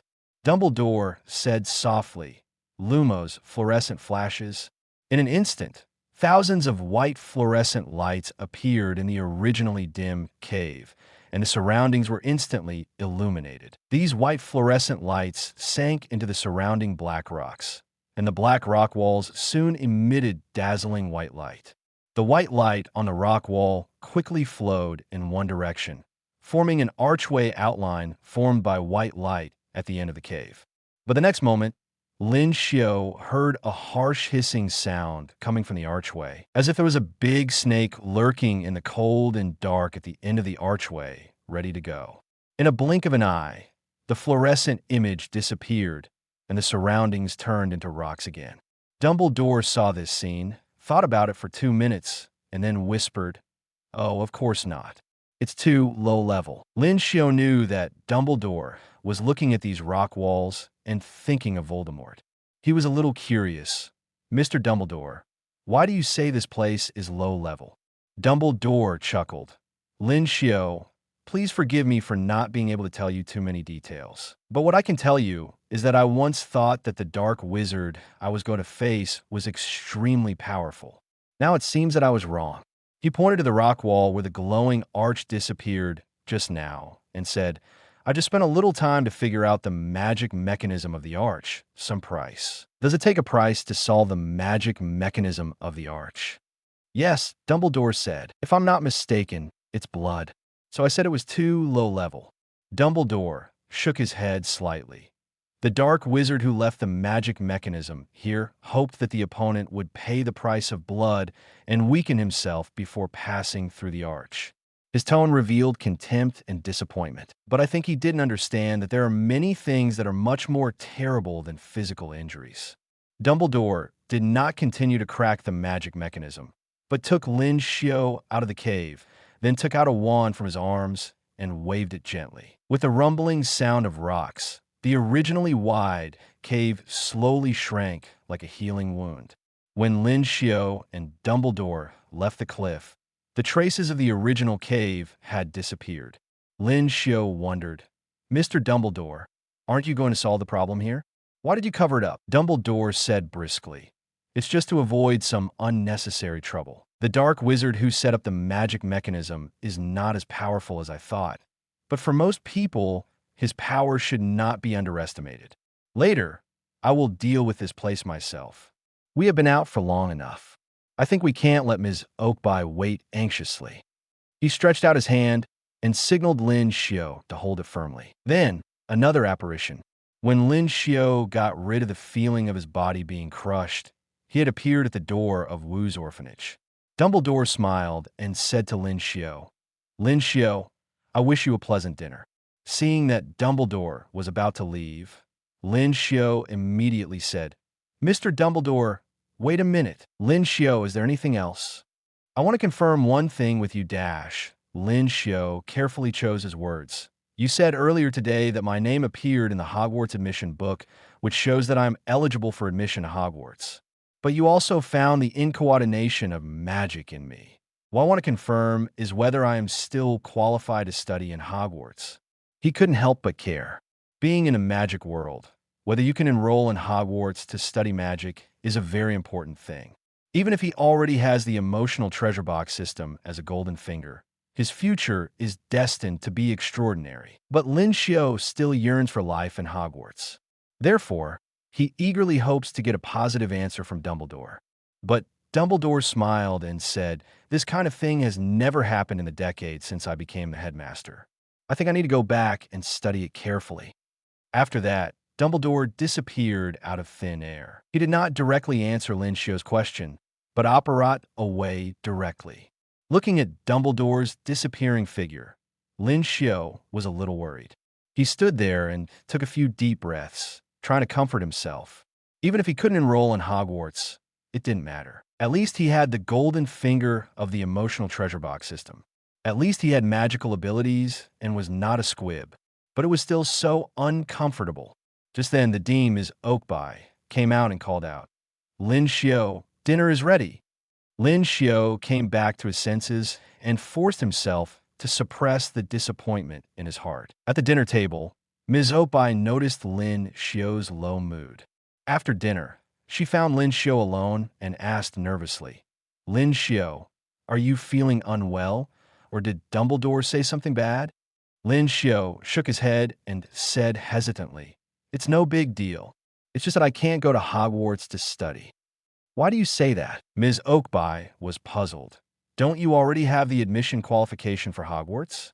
You even have the acceptance letter." "Acceptance letter?" "Yes." Ms. Oakby nodded and took out a brand new letter from the desk. The letter was sealed with red wax, and there was a shield emblem above the wax seal. Next to the emblem was a capital letter H, surrounded by a lion, an eagle, a badger, and a snake. Below, it was written, "Bed by the window on the west side of the second-floor dormitory of the Wu's orphanage in London, Lin Xiu, to receive." Chapter 9, The Treasure Chest Dropped from Dumbledore, Hogwarts School of Witchcraft and Wizardry. Principal, Albus Dumbledore, President of the International Confederation of Wizards, Merlin, First Class, Grand Master, Chief Wizard of the Wisingamot. Dear Mr. Lin, we are pleased to inform you that you have been accepted to study at Hogwarts School of Witchcraft and Wizardry. Enclosed is a list of required books and equipment. The semester is scheduled to start on September 1st. We will wait for your owl to bring your reply before July 31st. In addition, in view of your family environment, we will send a professor to your home at 9 a.m. on the first Sunday of August to answer questions and provide guidance. Vice Principal, Female, Minerva McGonagall. When Lin Xiu was reading the admission notice of Hogwarts, Ms. Oakby looked eagerly not far away. After Lin Xiu finished reading, she asked, Lin Xiu, I have always wanted to see the Hogwarts admission letter with my own eyes. Can you? As a squib, it is almost impossible for Ms. Oakby to touch the Hogwarts admission letter. Of course, no problem. Lin Xiu handed the admission letter to Ms. Oakby, who carefully took it aside to read it. At the same time, Lin Xiu walked a little further away, because when he opened the envelope, there was another letter in addition to the admission letter. He carefully checked it under the light in the room and found that it was a very strange handwriting. This was a thin, long, circle-in-circle font that Lin Xiu had never seen before. Lin Xiu, I have good news for you. The discussion about your eligibility has come out. What happened to you does not affect your eligibility for admission to Hogwarts. I look forward to seeing you on the campus of Hogwarts. Please forgive the little joke I played on you before we parted. In fact, there is no discussion about admission qualifications, and you will always be welcome at Hogwarts. I wish you all the best. Albus Dumbledore. There's no spell on these words, but just looking at those words are circled in circles. Lin Xiu seems to hear Dumbledore's peaceful and kind voice. After reading the letter, Lin Xiu was also a little amused. I didn't expect that Dumbledore, who is so old, still has the mind to tease him, a child. Lin Xiu breathed a sigh of relief. There is no doubt that his admission to Hogwarts is a sure thing. Ms. Oakby, who was standing by, finished reading Lin Xiu's Hogwarts admission letter, returned it to Lin Xiu, and added, "This letter was delivered by an owl when dinner was almost over. That means the letter was delivered not long ago." Ms. Oakby nodded. "I remember the letter mentioned that I hope you can write a reply as soon as possible and let the owl send it back. I'll write it now." "Wait a minute. Lin Xiu, I have something else to tell you." "Dean, what's wrong?" Ms. Oakby smiled. "The owl actually sent 2 letters, one to me." In the letter, Dumbledore mentioned that he had solved various problems that our orphanage might face. That is to say, you don't have to worry about this anymore. Thank you, Dumbledore. Lin Xiu's previous concerns were mainly in 2 aspects. One was the qualification for admission to Hogwarts, and the other was that the Wu's orphanage might be demolished in the near future. Now that his 2 biggest concerns have been resolved, Lin Xiu only needs to think about his own affairs. So he ran back to his residence quickly and prepared to write a reply letter to Hogwarts. When he arrived at his residence, he found that there was an owl quietly resting outside the window next to his bed. The owl had spotted fur all over its body. At this time, it was outside the window, tilting its head to look at Lin Xiu, as if observing him. When Lin Xiu saw the owl, he was stunned at first, and then realized something. So he ran out of the room quickly and went to the kitchen of the orphanage to find some bread and water. According to some conventions he knew, it seemed that in the magical world, after the owl delivered the letter, the recipient usually had to feed the owl something. After he handed over the bread, the owl cooed twice in a friendly manner, as if to thank Lin Xiu, and then began to eat slowly and methodically. Seeing that the owl ate the food he provided, Lin Xiu breathed a sigh of relief. Fortunately, the dean, Mrs. Oakby, was thoughtful and moved the other children in the dormitory in advance. Otherwise, the scene in front of him might arouse the curiosity of many children and bring unnecessary trouble. While the owl was eating, Lin Xiu found paper and pen, quickly wrote a short reply, wrapped it in an envelope, and handed it to the owl. After the owl finished eating, it cooed twice, grabbed the letter, and flew into the night. Looking at the figure of the owl disappearing in the night sky, Lin Xiu's mood became much happier. After a long time, Lin Xiu calmed down. Everything he experienced today made him really come into contact with the magic world. The mysterious worlds he saw in novels and movies in his previous life are now presented in front of him. This makes him very excited. But at the same time, Lin Xiu also has a sense of crisis in his heart. He deeply realized, I am too weak. I gained magical abilities through the treasure chest and got rid of the identity of a squib. However, I'm still not strong enough now. Today, he and Ms. Oakby just wanted to attend the fast chanting course, but they suffered an unexpected disaster. They almost died at the hands of the Black Wizard. This feeling is very powerless. I don't want to be powerless when I encounter these situations again. I want to become stronger. His only reliance now is his emotional treasure chest system. I need to find a way to get close to those famous people in the original book, Let those powerful wizards have emotional fluctuations. Let them drop emotional treasure chests and gradually become stronger. I need to increase my influence as much as possible on the Hogwarts campus. Lin Xiu's idea of becoming stronger gradually became clear. It is now July 21st, and there are still more than 40 days before Hogwarts starts. For safety reasons, Lin Xiu decided to stay in the orphanage for the next 40 days to avoid getting into danger. After all, the emotional treasure chest system is still working. Lin Xiu has already used the unstable polyjuice potion on Harri. He only needs to wait for more people to know about the changes in Harri and cause emotional fluctuations, and then wait for the treasure chest to drop slowly. Of course, he did not do nothing in these 40 days. Using Harri as a fulcrum to pry the emotional fluctuations of other original characters is still a bit passive.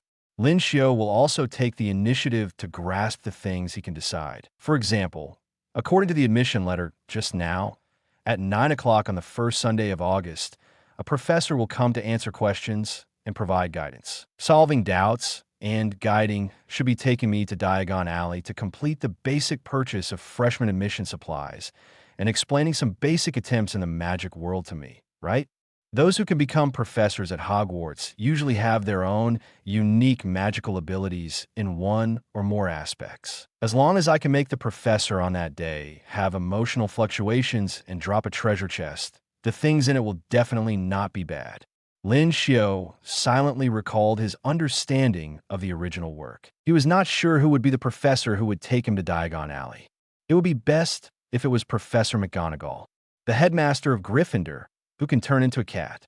The headmaster of other colleges is fine, and other professors are fine, as long as it's not Snape. Lin Xiu thought it was not a big problem. Snape would most likely only pick up those little wizards from pure blood families. I am a Squib, and it shouldn't be Snape's turn to take me to Diagon Alley. Stay in the orphanage for the next period of time, and try not to go out to avoid accidents. Lin Xiu felt a little sorry that after encountering the dark wizard this morning, the trump card Dumbledore envelope he left for himself was consumed. Now, he has almost nothing except magical abilities. Thinking of this, Lin Xiu felt a little strange. He took the initiative to reveal the information about the cave today, not only to let Dumbledore realize the existence of Voldemort's Horcrux in advance, but also to make Dumbledore have some emotional fluctuations so that the emotional treasure chest would drop. But until now, Lin Xiu has not heard the system prompt. Strange. Just then, the system prompt sounded. Ding. Albus Dumbledore's contemptuous emotion is detected. Drawing a treasure chest for the host. Congratulations to the host. You have won a silver treasure chest. Lin Xiu's heart beat a few more beats. Just kidding, this is the emotional treasure chest dropped by Dumbledore. As the most powerful white wizard in the current magic world, no matter what is in the emotional treasure chest dropped by Dumbledore, is definitely very powerful. System, open the silver treasure chest dropped by Dumbledore. P.S. This is the first Hogwarts fan fiction of the little author. Please vote and comment to let me know that someone is reading it. You can also see my flower data, 183, almost untouched. The evaluation vote is still 0. I don't know if anyone is reading what I wrote. I am mentally exhausted every day, and the more I write, the slower I write. Chapter 10, Grindelwald's Modified Occlumency Ding. The silver treasure chest has been opened. Congratulations to the host for obtaining the primary improved version of Occlumency. How could it be Occlumency? Lin Xiu was a little disappointed. Alchemy talent, spells talent, potions talent, magic talent. Dumbledore has so many outstanding talents, and he is proficient in so many difficult magics. Any one of them will be of great benefit to Lin Xiu's future development in the magic world. Why did he choose Occlumency? Occlumency is a magic that is not easy to master, but it is a bit useless for Lin Xiu now. After all, he is only an 11-year-old child, which is insignificant to most people. There's basically no value in being read by someone's legitimacy. Forget it. I will need to master Occlumency in the future anyway to avoid being legitimacy by the dark wizards on Voldemort's side. Just treat it as a pre-familiarization. Lin Xiu quickly accepted the current situation.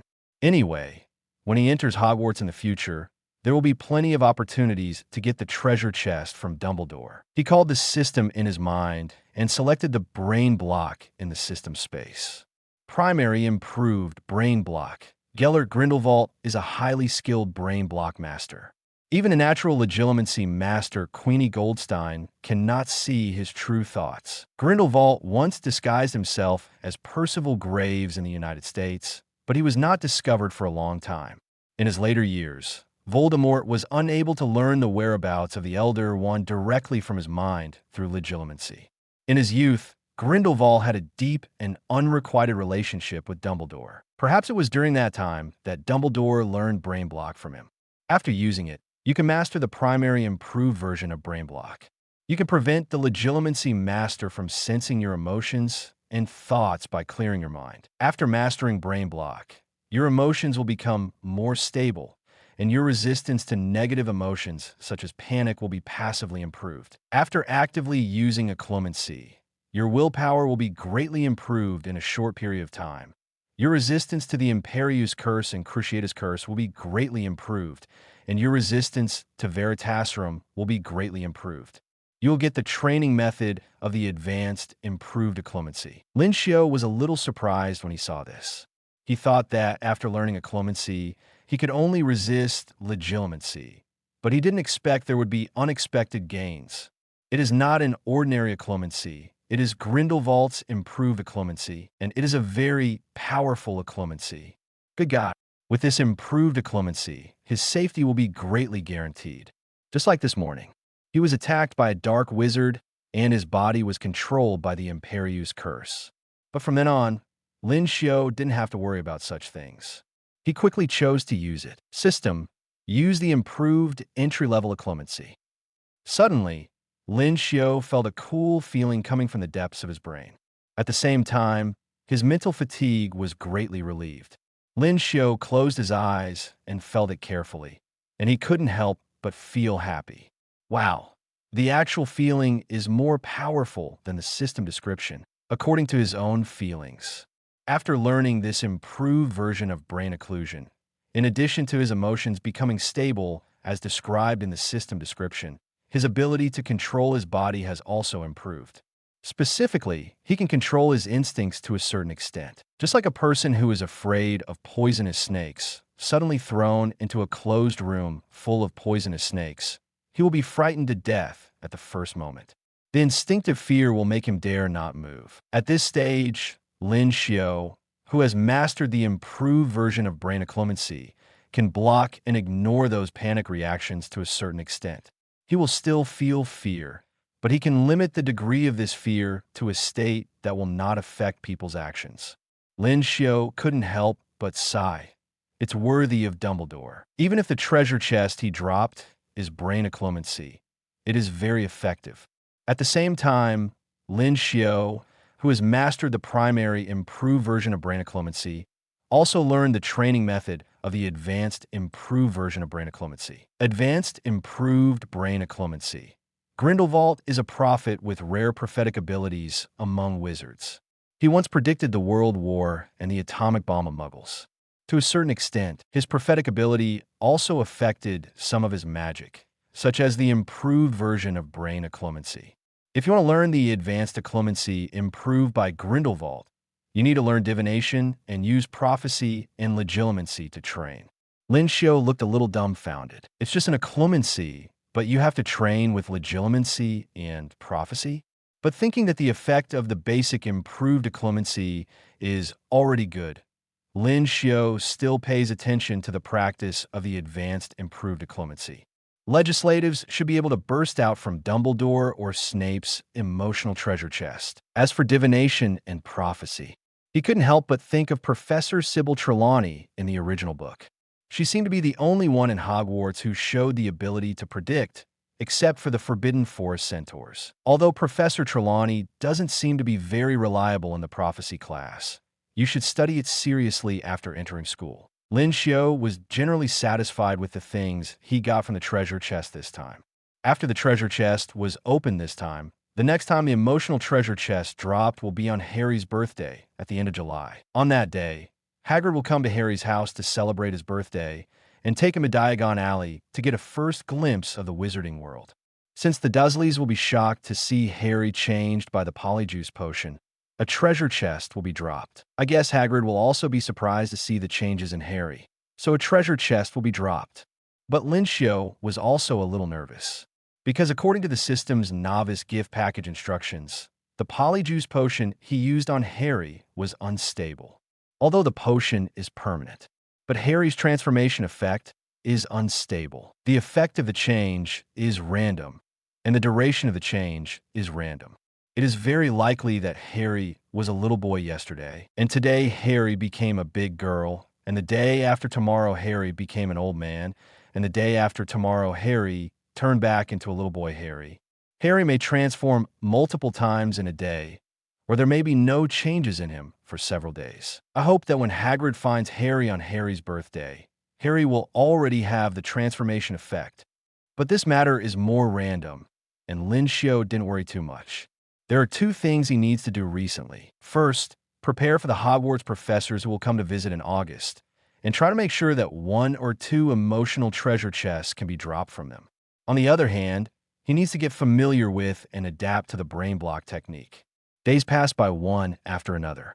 Soon it is July 31st, Harry Potter's birthday. Ruby as Hagrid received instructions from Dumbledore, so he went to the Dursleys according to the address, preparing to celebrate Harry's birthday and take him back to the magical world. Chapter 11, Hagrid's Shock.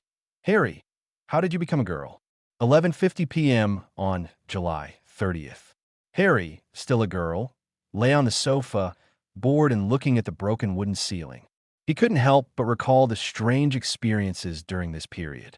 I don't know what happened, since Harry suddenly became a girl more than 10 days ago. After that, Aunt Petunia's attitude towards Harry became better. Under Aunt Petunia's influence, Uncle Vernon no longer always called Harry a stinky boy, but his voice was normal. At least he would try to pretend to call Harry's name normally. It was also from that day that Harry moved out of the staircase storage room and moved into the small bedroom. This small bedroom was originally Dudley's toy house. After learning that the room was to be given to Harry, Dudley had a big temper. Harry thought that Aunt Petunia and Uncle Vernon would obey Dudley's nonsense as before and continue to let him live in the small storage room downstairs. But unexpectedly, this time they did not spoil Dudley. When Dudley lost his temper and got nothing, he hit his father, Vernon Dursley, on the head with his smelting cane, and he was immediately thrown out by his father. Anyway, Harry finally had his own bedroom in the Dursleys' house. Thinking of this, Harry couldn't help but think, it's good to become a girl, but when can I change back?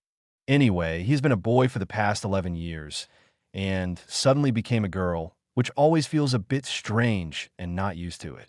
I don't know how long it will take to change back. Harry never doubted that he would become a girl forever. In fact, he had experienced many strange things in the past. When he was in elementary school, Harry accidentally turned his teacher's hair blue. Another time, he teleported to the chimney of the school kitchen in order not to be caught by Dudley and his gang. The third time, he made Dudley's old pullover shrink so much that it could only be worn by a puppet because Petunia insisted on putting the sweater on his head. The last strange thing that happened to Harry was on Dudley's birthday, when he was taken to the zoo by the Dursleys. In the Python cabinet, Harry found that he could communicate with the pythons freely and accidentally made the glass of the Python cabinet disappear, allowing the python to escape and frightening Dudley. After a while, these things returned to normal.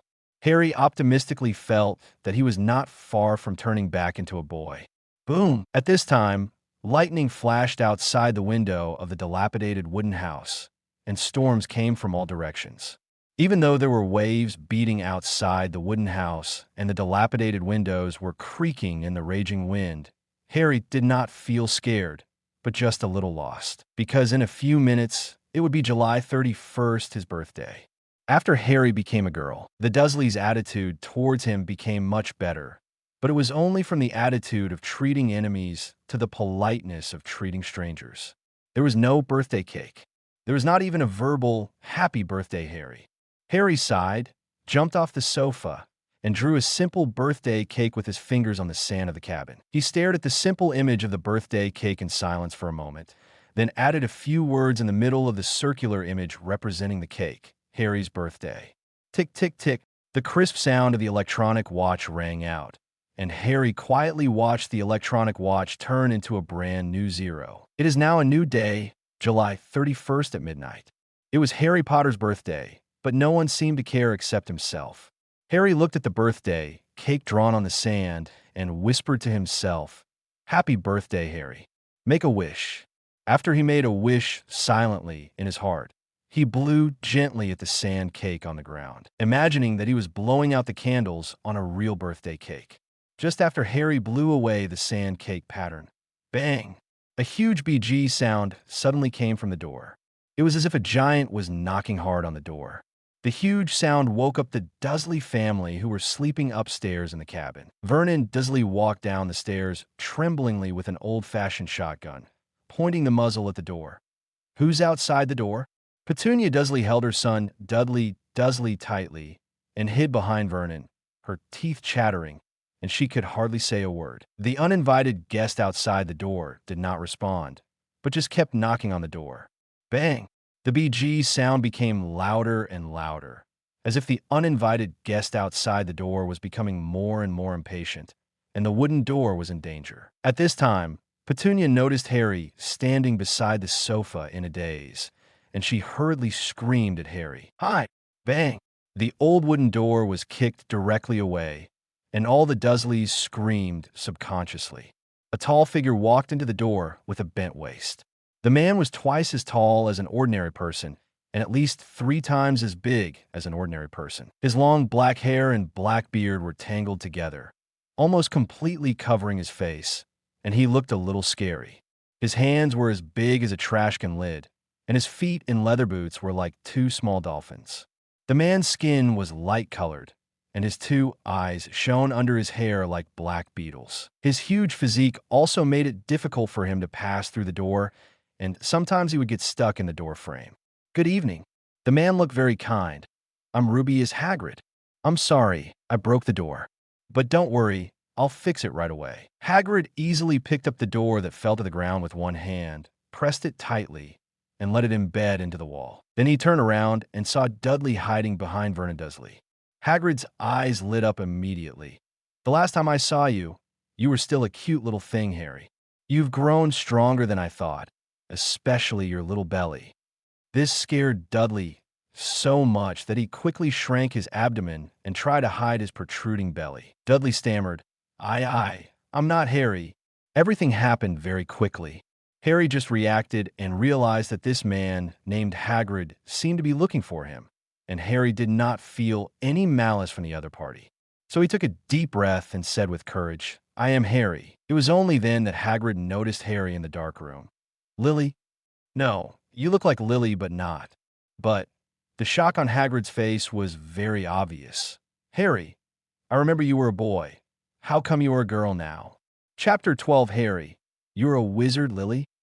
Harry repeated what Hagrid said in a low voice. This was the second time he heard his mother's name. The first time was when his Aunt Petunia called out subconsciously on the day he suddenly turned into a girl. "Do I look a lot like my mother?" Harry had lived in the Dursleys' house since he could remember. He had never seen his parents, so he naturally didn't know what they looked like. "Oh, you look a lot like your mother when she was a child. You look like the same person. Of course, that's normal. You're Lily's child after all."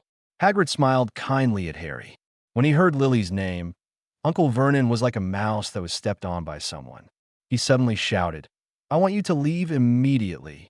You are trespassing." He held the old-fashioned long-barreled shotgun tightly in his hand, with the muzzle facing the giant Hagrid.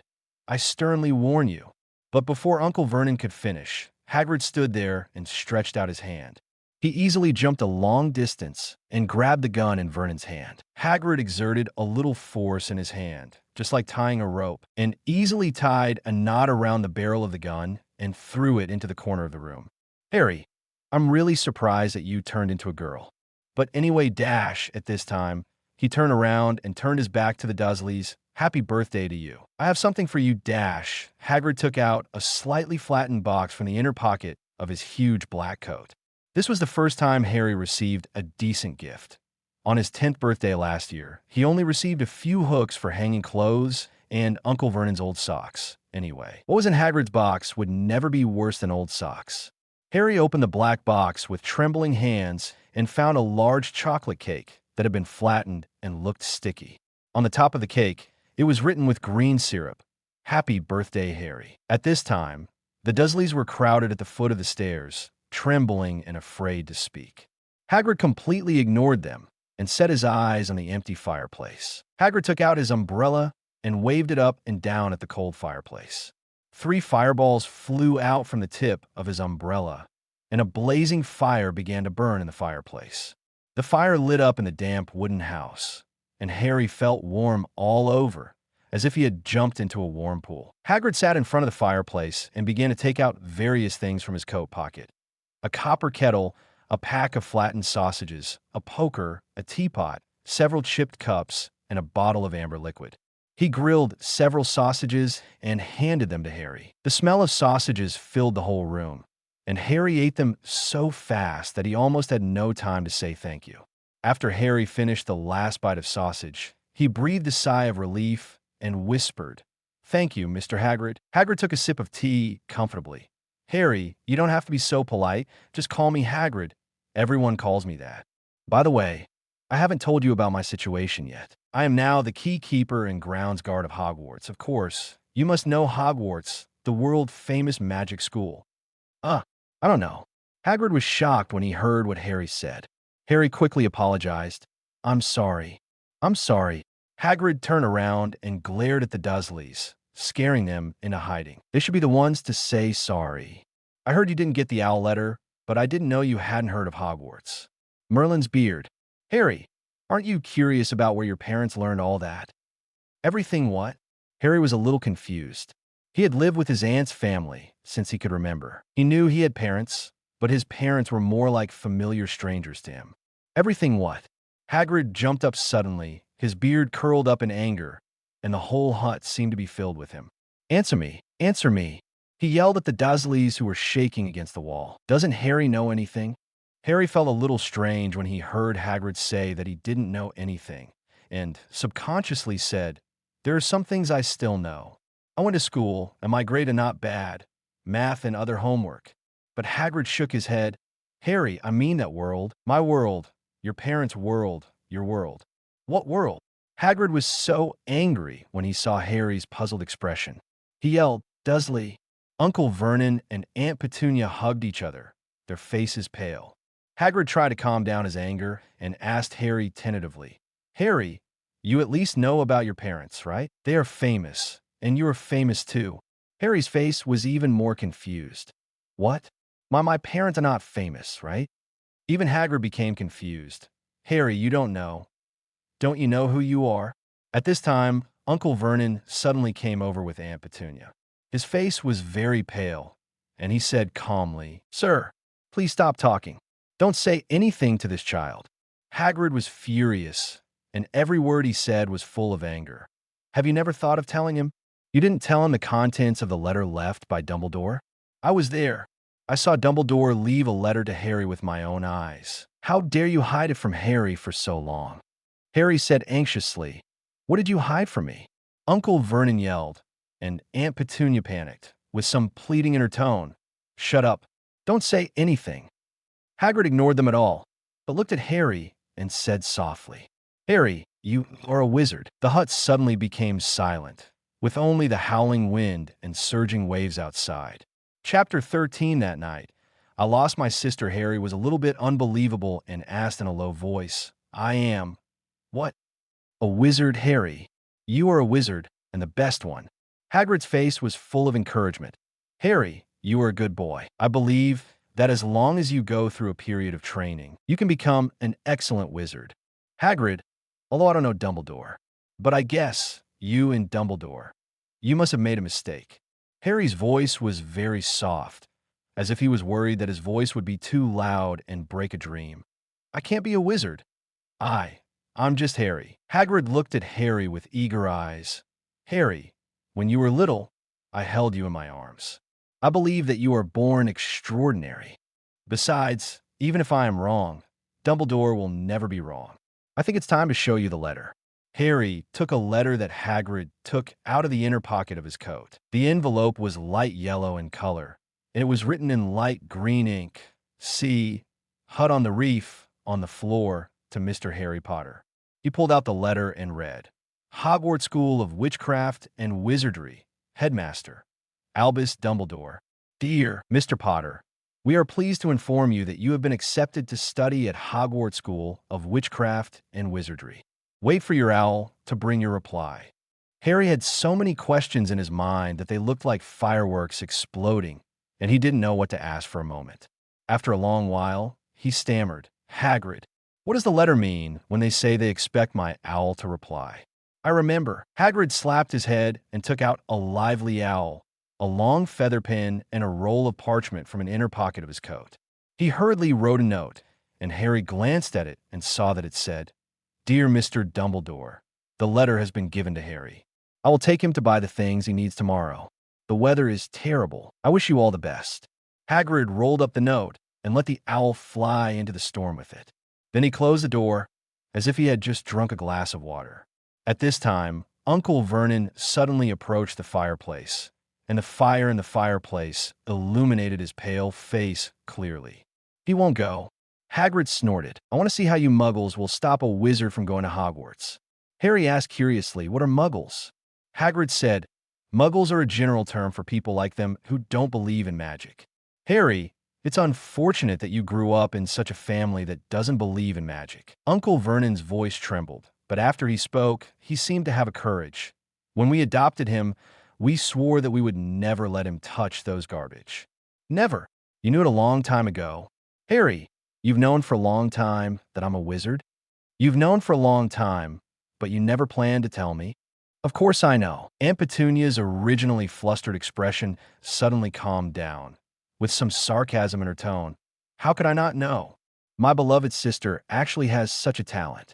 Oh, you can never imagine how proud my parents were when she received the letter. She pinched her throat and comically imitated her parents' expressions at that time. Lily is a wizard. Oh, great. There is a wizard in our family. Penny took a deep breath, as if just recalling her sister Lily made her feel dizzy. I'm the only one who knows what kind of person she is. Penny gritted her teeth and said, freak. Lily is a complete freak. Penny looked at Harry, but when she saw Harry's red hair that was very similar to Lily's, she slightly shifted her gaze. Then she met that guy called Potter. After graduation, they got married and had you. She snorted coldly. Of course, I knew you would be the same as them, just as weird, just as abnormal. Then she left and was killed in the explosion, so we had to adopt you. It was the first time that Harry heard the details about his parents. His face turned pale, and he said after a long time, Killed in the explosion? You told me that they died in a car accident. Car accident? Hagrid was furious. How could a car accident hurt Lily and James Potter? This is slander. It's defamation. Every child in our world knows Harry's name, but he doesn't know his own life experience. Petunia, who was originally afraid of the tall Hagrid, just had a cold face at this moment. There is no way. We have to make up something to deal with Harry. Hagrid roared. It's been 9 years, so many years. How could you treat Harry like this? He doesn't even know the real cause of his parents' death. So many years, Petunia repeated, then sneered. Yes, so many years. Thank you for reminding me, big idiot. My sister Lily has been dead for 9 years and 9 months. Penny suddenly snatched the Hogwarts admission letter that Harry was still holding. I still remember that Lily received the same letter and then disappeared. She entered that school and finally died 11 years ago. I even heard that she died for people like you. She shouted at Hagrid. Now, you freaks are here again. Hagrid endured Petunia's anger and rarely interrupted. You killed my sister, and now you want to take Harry away? Petunia glared at Hagrid. Harry, he is my sister's son, the only blood. Over the years, Harry has grown up. He stayed at the Dursleys for 9 years and 9 months. Now Harry is 11 years old, but you want to take him away, just like taking away a grown pig. You bunch of freaks. She took a long breath. Absolutely. I won't let you take him away. Harry looked at Petunia's somewhat hideous expression. And for the first time in his life, he was no longer so afraid of his aunt's face. He couldn't help but say, "You." Harry wanted to say thank you, but it was a little hard to say. He looked at Hagrid, wanting to know the real cause of his parents' death, and then looked at Petunia. Petunia finally moved her sight back, staring into Harry's eyes, opening her mouth as if she wanted to say something. But in the end, she just waved her hand tiredly. "Go ahead.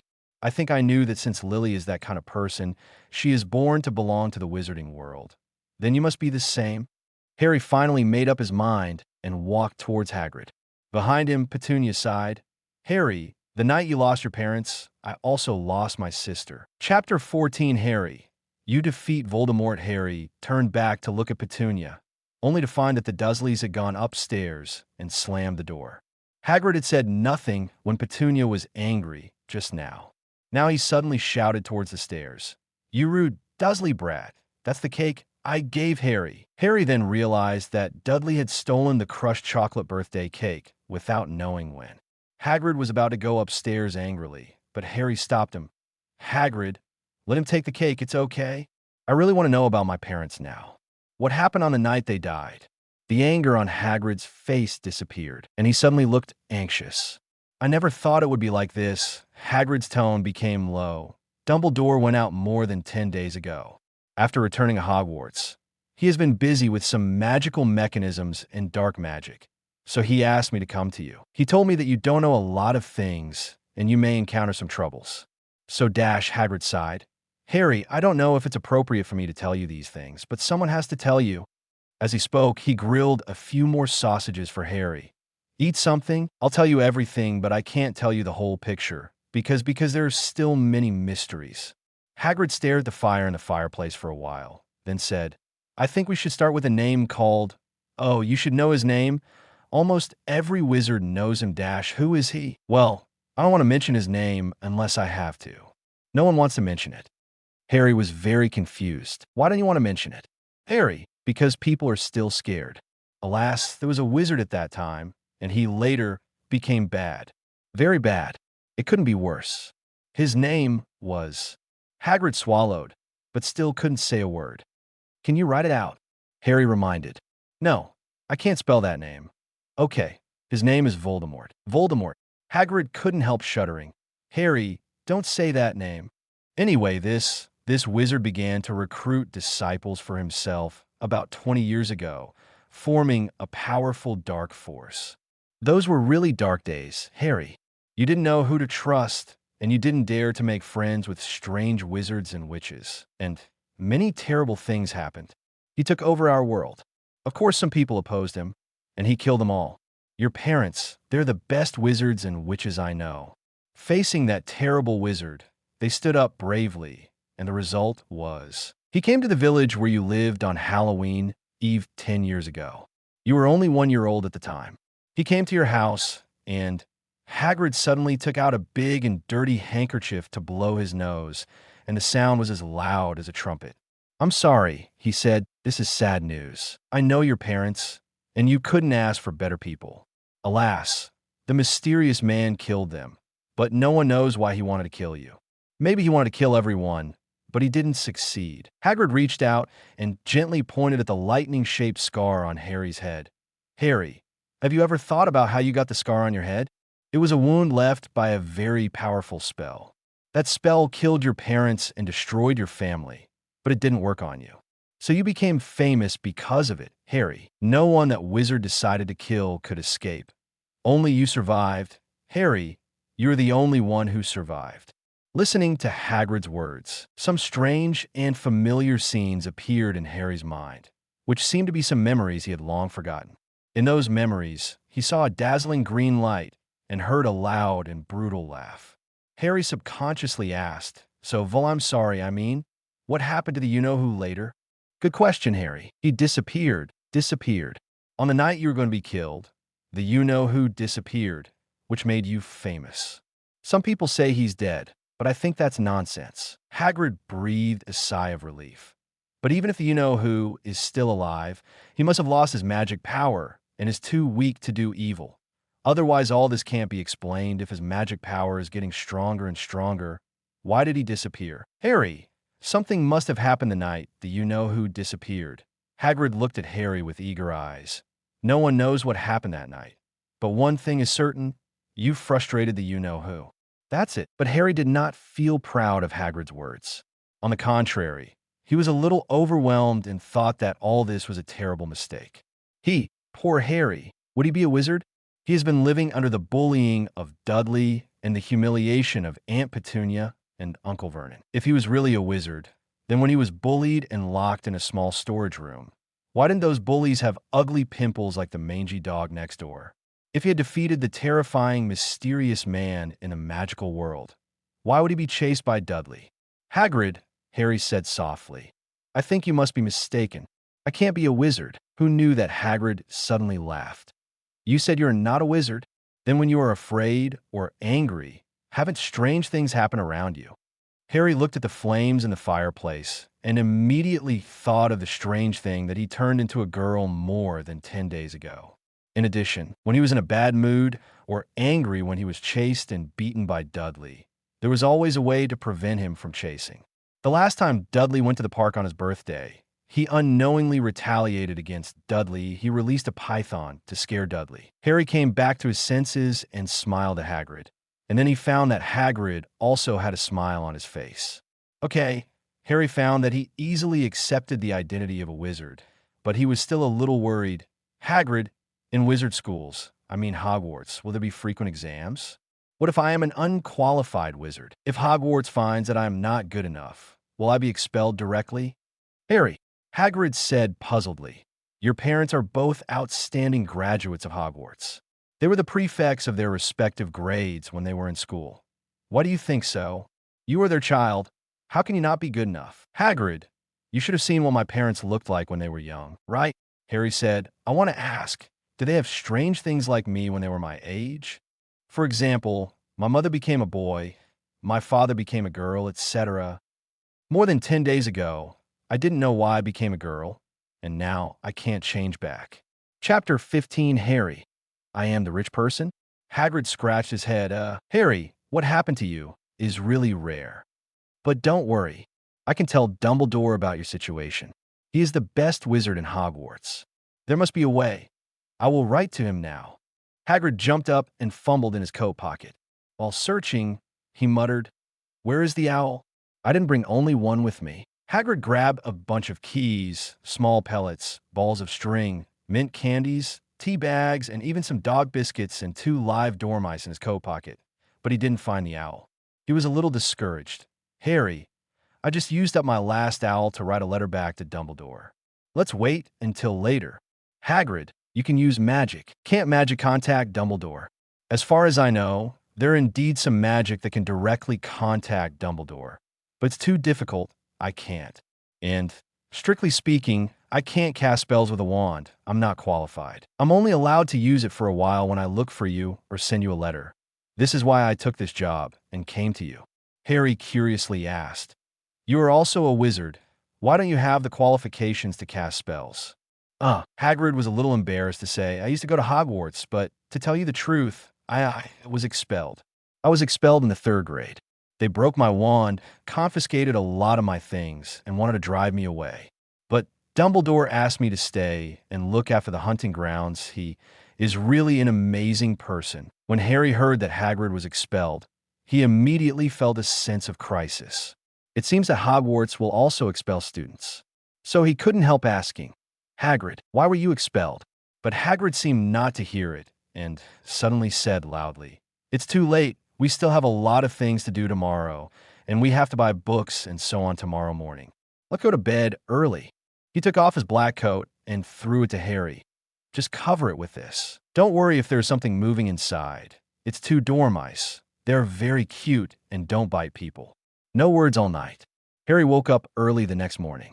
He knew it was daybreak, but he still kept his eyes shut. This is a dream, Harry said to himself silently. I dreamed of a giant named Hagrid, who told me that I was a wizard and wanted me to go to a magic school. When I opened my eyes, I must be at home.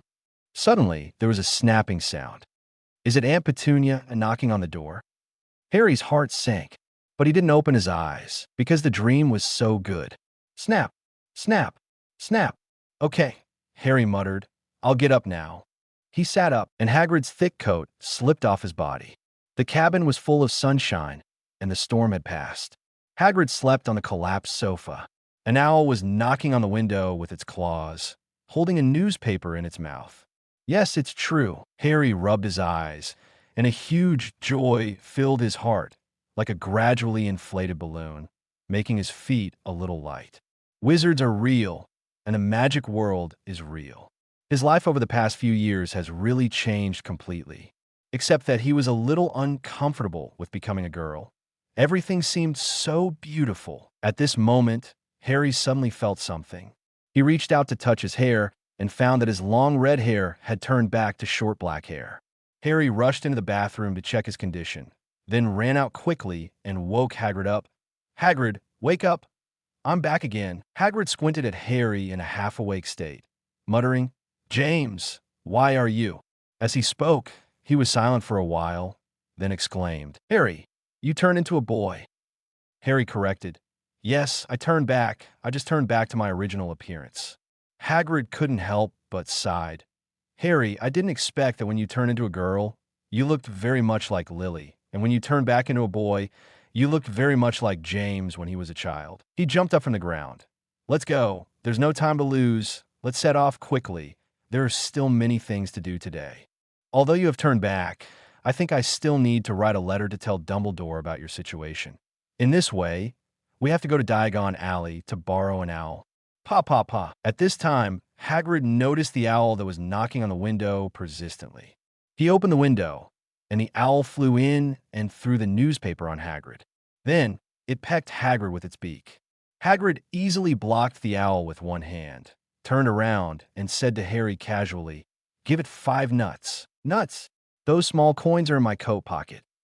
Harry counted out 5 coins, and the owl stretched out a leg, signaled Harry with his eyes to put the coins in a small leather bag tied to its leg, and then flew away quickly. He looked at the flying owl and felt that the joy of entering the magic world flew away with it. "Hagrid, Harry, what's wrong?" Hagrid was packing up the grill. I don't have any money." When Harry said this, the stern-faced Dursleys were about to walk down the stairs.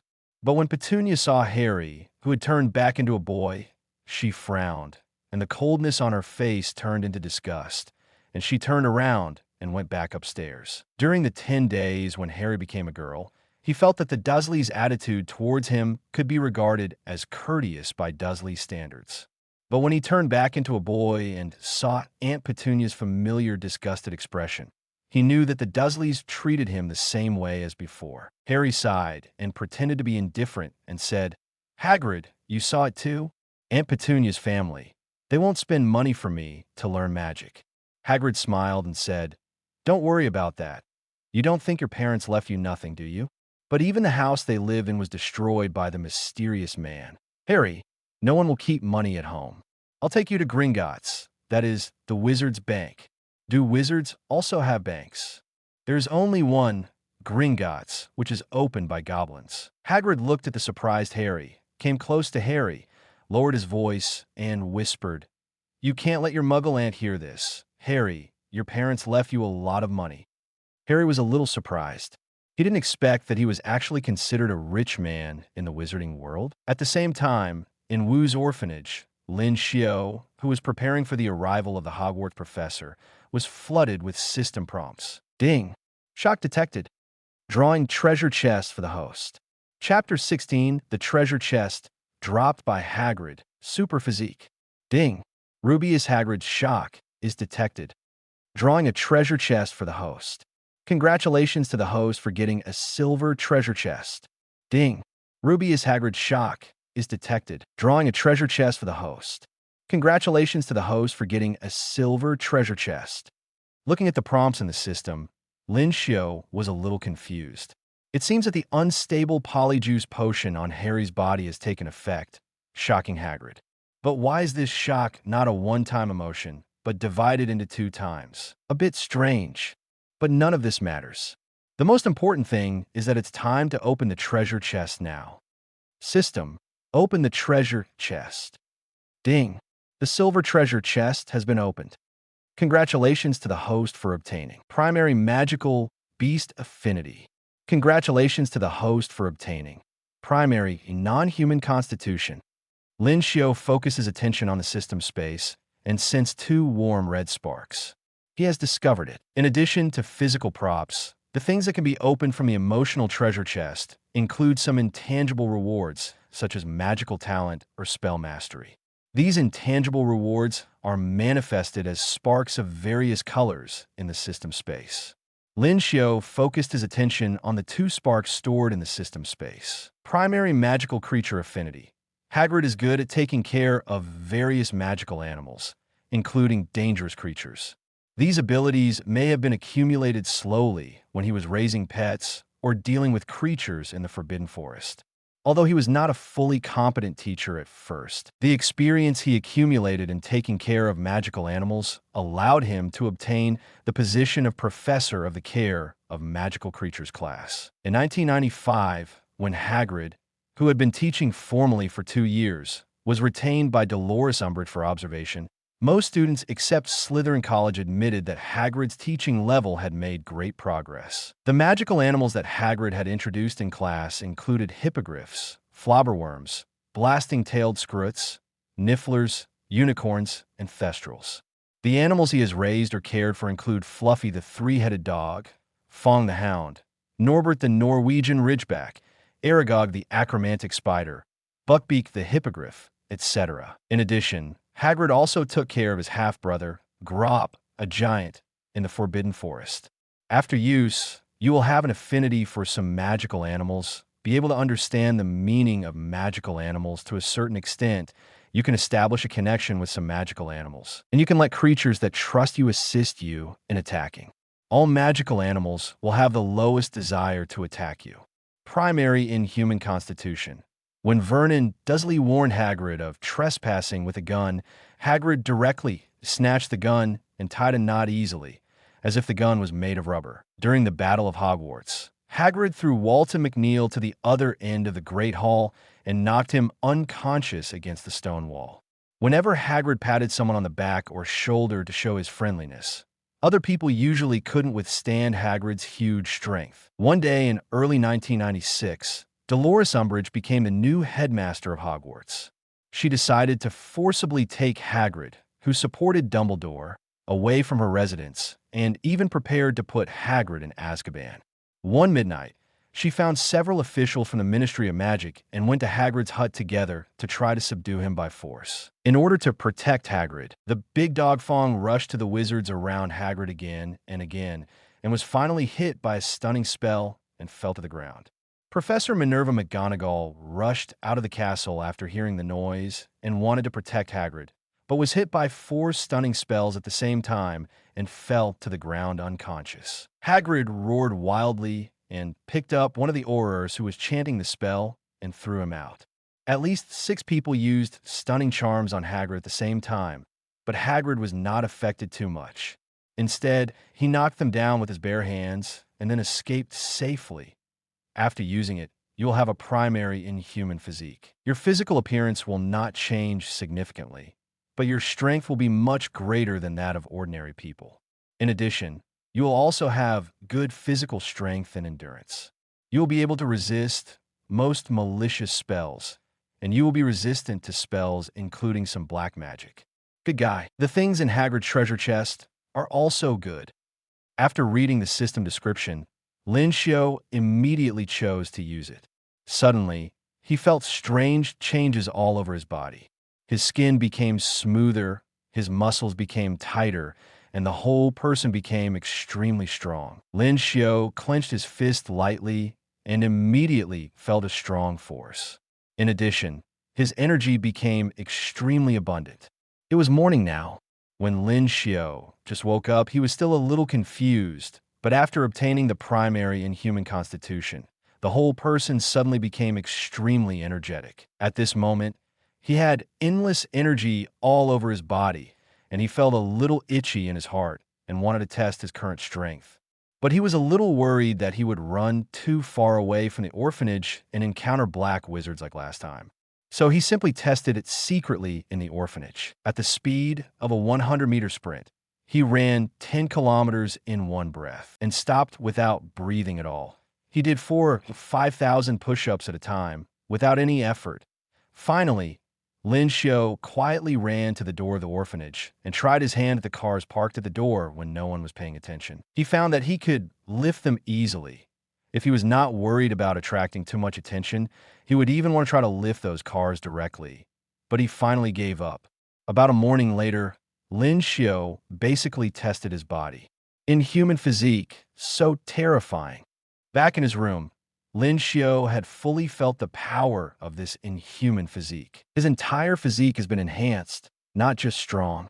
Many of the tests that Lin Xiu secretly did this morning were very physically demanding. But he found that he hardly breathed and didn't feel tired at all. This shows that his physical strength limit and physical strength recovery speed are far beyond ordinary people at this moment. There are also impact resistance, fall resistance, injury recovery speed.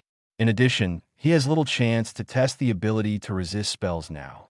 If everyone in the wizarding world has a health bar, it can be said that Lin Xiu at this moment is a big blood cow with thick blood, fast blood recovery speed, high magic resistance, and not low physical resistance. This made Lin Xiu feel very relieved.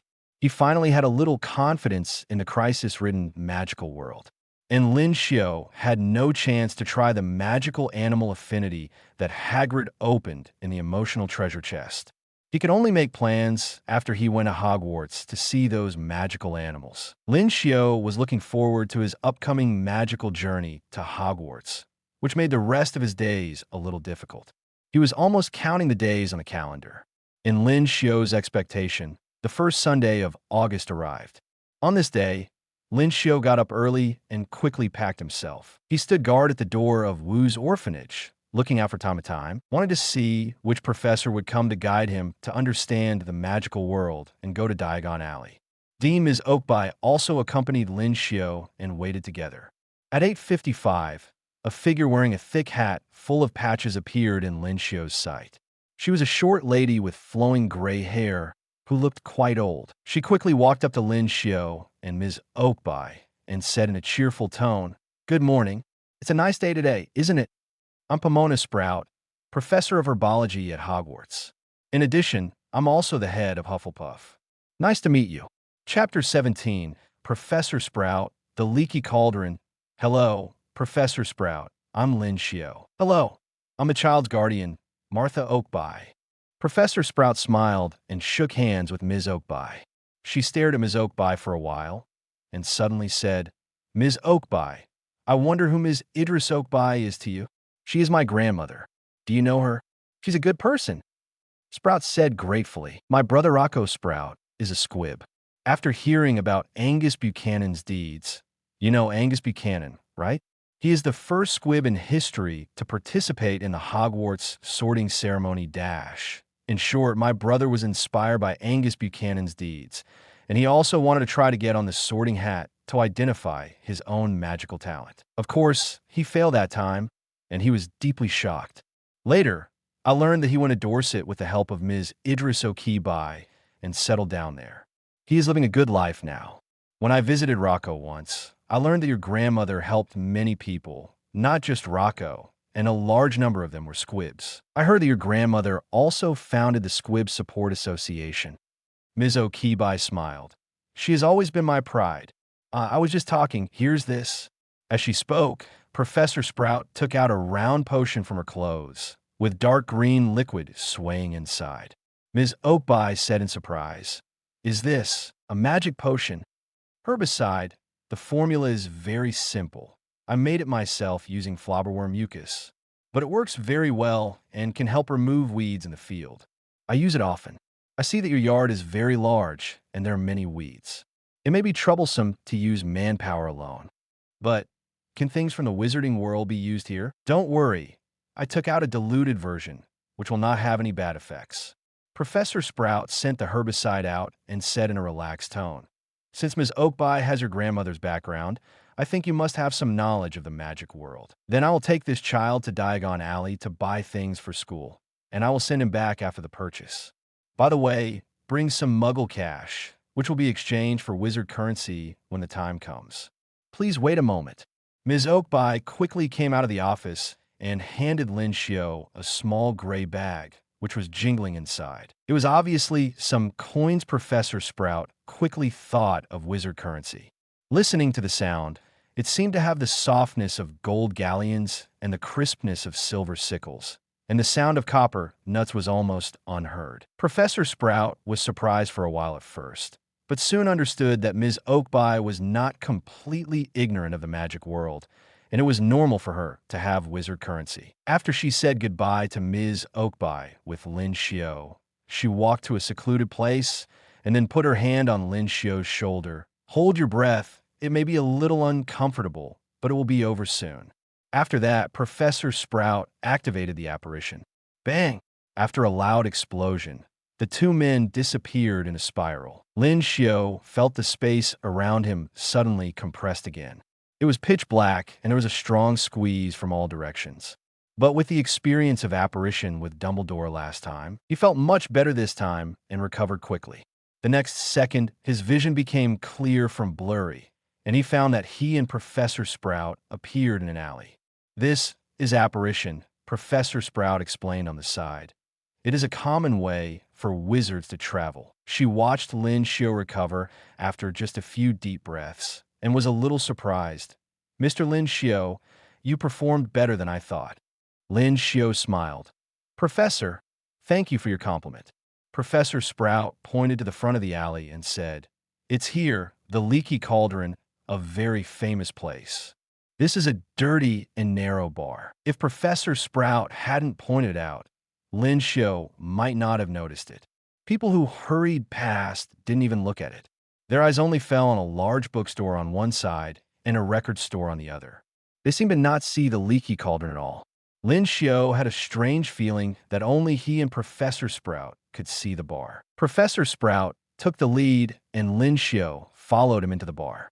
Three old women sat in the corner of the room, drinking sherry from small cups, and one of them was smoking a long pipe. A little man in a top hat was chatting with a bar owner who was almost bald and looked like a shrunken walnut. As soon as they entered the door, the chattering became much quieter. The bar owner smiled as he washed the cups, saying, Professor Sprout, take the little wizard to Diagon Alley? Chapter 18. Nice to meet you. Cassandra. Professor Sprout nodded to the bar owner. Tom, I remember your child is old enough to go to Hogwarts this year, right? Tom smiled. Yes, she's been looking forward to this day for a long time. I think she should be in Hufflepuff. Professor Sprout smiled. Then she will definitely be a great Hufflepuff. It is an honor for Hannah to receive your praise. Tom was in a good mood and even hummed a song. After a few pleasantries, Professor Sprout took Lin Xiu to the back of the bar of the Leaky Cauldron. Lin Xiu followed Professor Sprout and saw many people standing up to greet Professor Sprout and saying a few words when she passed by. He learned from these words that these people were basically Hufflepuff graduates, and Professor Sprout had served as the head of Hufflepuff at Hogwarts for many years, so they respected her very much. In addition, Lin Xiu also learned a lot about recent events in the wizarding world from their conversations. A young man with grayish-yellow hair said excitedly, Professor Sprout, I wonder if you have heard about the recent incident about Dumbledore? Stan Shunpike, the conductor of the night bus, claimed that he found Dumbledore near a beach. Not long after, a cliff near that beach disappeared completely. Professor Sprout just smiled. Dumbledore has a lot of things to consider. Maybe he is doing something important. At this time, the person who sat at the same table with the grayish-yellow-haired young man curled his lips, but on the other hand, the credibility of the whole thing is questionable. After all, Stan Shunpike always likes to brag about himself. Last month, he boasted in a wizard bar that he had recently found a strange man in black. He suspected that the Dark Lord was about to make a comeback, and the Death Eaters were waiting for an opportunity to move, and he knew all the plans of the Death Eaters. Ha ha! For a while, everyone in the bar laughed. The wizarding world is not small, but not big either. Most of the people present were adult wizards who had ridden or come into contact with the night bus to some extent and knew Stan Shunpike. This man was the ticket seller of the night bus. He had a pair of protruding ears and was not very smart, but he liked to brag. Everyone, do you remember last year's Quidditch World Cup? The game lasted for 5 days. And in the end, the Scottish team lost to the Canadian team 240 to 270. When the Scottish team lost, their seeker Hector Lamont accused his father of being Shorty Lamont, who failed to make him grow longer fingers, so that he lost the game. The funniest thing is that there were several Velas present at the time, and Stan Shunpike was fascinated by the Velas. I heard him boast that he would become the youngest minister of magic in history. Ha ha! The whole leaky cauldron was filled with cheerful laughter again. If you ask me, Stan Shunpike's boasting is outdated. Who doesn't know Harry Potter, the boy who lived? It was he who defeated the Dark Lord. Who is afraid of the Dark Lord now? More than 10 days ago, everyone saw Rubeus Hagrid take him into the leaky cauldron with their own eyes, and I shook hands with Harry Potter for 10 minutes. Listening to these people mention Dumbledore, Lin Xiu nodded secretly. They thought that the news about Dumbledore was a misunderstanding, but Lin Xiu knew that it was true. Dumbledore really tried to solve the problem of the seaside cave. In the original book, Voldemort set up many magic mechanisms and traps in the cave to hide his Horcrux, Slytherin's pendant. In the original book, when Dumbledore learned about the pendant and took Harry to try to take the Horcrux away, Dumbledore had already been cursed and was dying. After the Horcruxes in the cave were taken out, Dumbledore and Snape conspired to act and plot against Voldemort with their own death. And now, because of Lin Xiu, Dumbledore faced Voldemort's magic mechanism in an almost complete posture, and it seemed that he had handled it properly. While thinking, Lin Xiu and Professor Sprout listened to the details of how these people shook hands with Harry Potter for more than 10 minutes. Finally, Professor Sprout had to say, "Everyone, we should go. The little wizard still has a lot of things to buy today. Let's go, Lin Xiu." Walking past the bar, she took Lin Xiu to a small patio surrounded by walls on all sides. There was nothing nearby except a pile of weeds. Professor Sprout took out a wand from his arms and whispered, "Count 3 blocks up, count 2 blocks horizontally. Okay, stand back, Lin Xiu."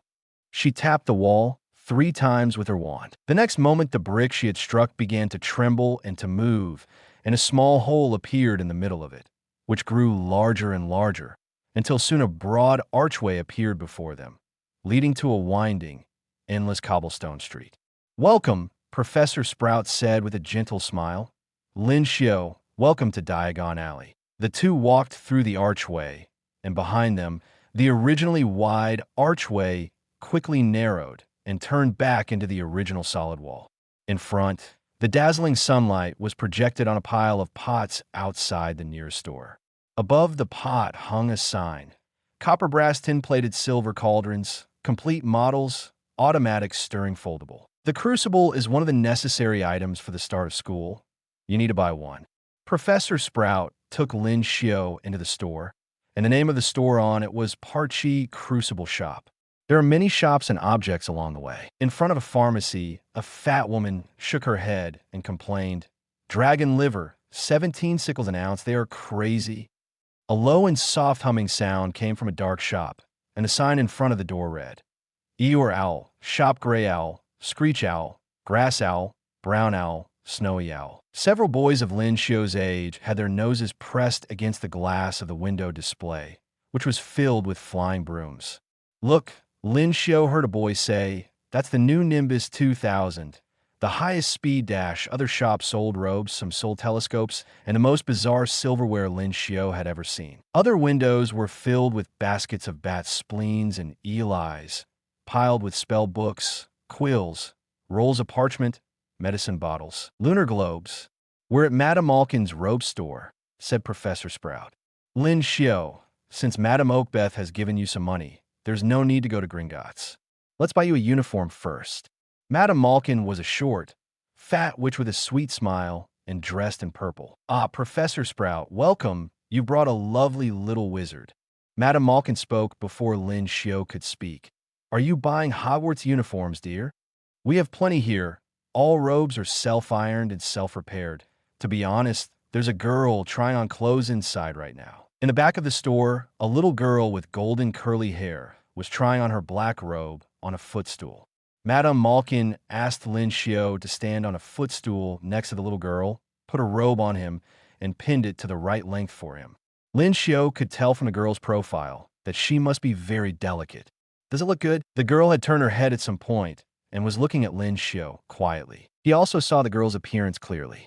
Exquisite and beautiful. This was the most beautiful face Lin Xiu had seen since his rebirth. Her dark green pupils were as deep as gems. There's a small mole under her eye, which makes her look less coquettish and aggressive. Very beautiful. Lin Xiu said this willingly. The girl nodded as if it was a matter of course. Then she glanced at Professor Sprout, who was waiting outside, and suddenly smiled. So, you're also a freshman at Hogwarts this year? Lin Xiu said, yes. You came with Professor Sprout. As far as I know, Professor Sprout is the dean of Hufflepuff College, and most importantly, she teaches herbology. Do you like herbology? I'm not sure yet. Lin Xiu is not sure what it will be like when he really comes into contact with herbology. Is that so? The girl shook her head gently. By the way, I'm Cassandra Waller. I don't know your name yet. My name is Lin Xiu. Nice to meet you, Cassandra. Cassandra said, and nodded gently at Lin Xiu. Then, let's meet at Hogwarts. Chapter 19. Acting bravely, It seems that you have made a friend in advance, which is something to be happy about. After leaving Madame Malkin's robe shop, Professor Sprout took Lin Xiu directly to Florin Popular Ice Cream Shop on the corner of the street and bought 2 chocolate raspberry ice creams to celebrate. Afterwards, they went to Flourish and Blots. The bookshelves of Flourish and Blots were filled with books all the way to the ceiling. There were leather-bound books as big as paving slabs. There were also silk-bound books the size of stamps. Some books were filled with various strange symbols, and a few were wordless books. Lin Xiu looked at the books full of books in the bookstore, a little absent-minded. In theory, he should have been very interested in these books that recorded things related to magic. But now he just hurriedly bought the books he should buy according to the school start list, and then followed Professor Sprout out of the bookstore. Although he was a little distracted, the scene in a corner of Flourish and Blots still left a deep impression on him. While most books were only 1 or 2 galleons per copy, there was an area in the bookstore where books were priced at 5 galleons per copy. Near that area, there was a huge magic photo. In the magic photo, a middle-aged wizard with golden curly hair showed a delicate smile and kept winking at the people passing by. Just above the photo was a huge and conspicuous banner. The series of books by Mr. Gilderoy Lockhart, who has won the Wizard Weekly's Most Charming Smile Award 4 consecutive times, the 3rd-class Medal of the Order of Merlin, and an honorary member of the Dark Magic League. The travel trilogy is now on sale. But Lin Xiu just took a look, shook his head, and left. Now, there are 2 things that have greatly attracted his attention. One of them is related to Cassandra Wallace, who he met in Madame Malkin's robe shop just now. He was surprised by Cassandra's beauty, but on the other hand, he was also a little concerned about Cassandra's existence. In his memory, there was no Cassandra Wallace in the original Harry Potter, whether it was the movie or the novel. She is a character in the game Harry Potter, Magic Awakening. Lin Xiu is very concerned. In the game Magic Awakening, Cassandra is considered to be a relatively important character. If he can make her have emotional fluctuations, could she drop a treasure chest? If there is a chance, he also wants to win Cassandra's heart, of course. All this must be done when Lin Xiu ensures that he can obtain the emotional treasure chest normally. After all, opening more treasure chests, making oneself stronger, and then winning the heart of a beautiful woman, this is the right way. However, Cassandra is still too far away from Lin Xiu at present. At present, his biggest concern is still the problem at hand: how to make Professor Sprout have emotional fluctuations. As the professor of herbology at Hogwarts and the dean of Hufflepuff, Professor Sprout must have a lot of good things if she drops a treasure chest. But to be honest, Lin Xiu's understanding of the details of the original work is mostly based on Gryffindor and the Harry trio. Today is the first time that I have a relatively deep understanding of Professor Sprout.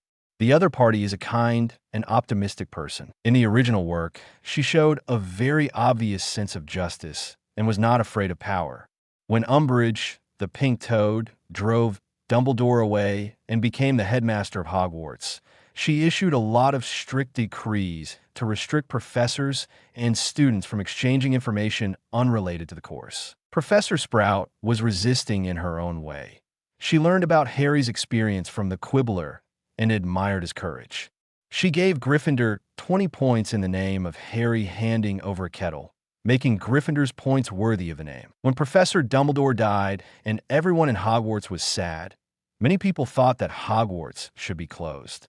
It was also Professor Sprout who made it clear that Hogwarts should continue to be open for even one student who wants to come to class. In the final battle, she also bravely stood up with the Hufflepuff students and, throughout the Devil's Snare, she cultivated to kill the Death Eaters. Professor Sprout is an out-and-out good person, and to cause her more obvious emotional fluctuations, either punish evil and promote good, or start with herbalism and planting, which she is interested in. Starting from herbology and planting, Lin Xiu felt that he didn't have the ability now, so he could only think of ways to punish evil and promote good. But when they bought most of the things on the school list, only the wands were left, and they walked towards Ollivander's wand shop. Nothing happened. Alas, nothing happened. What a pity.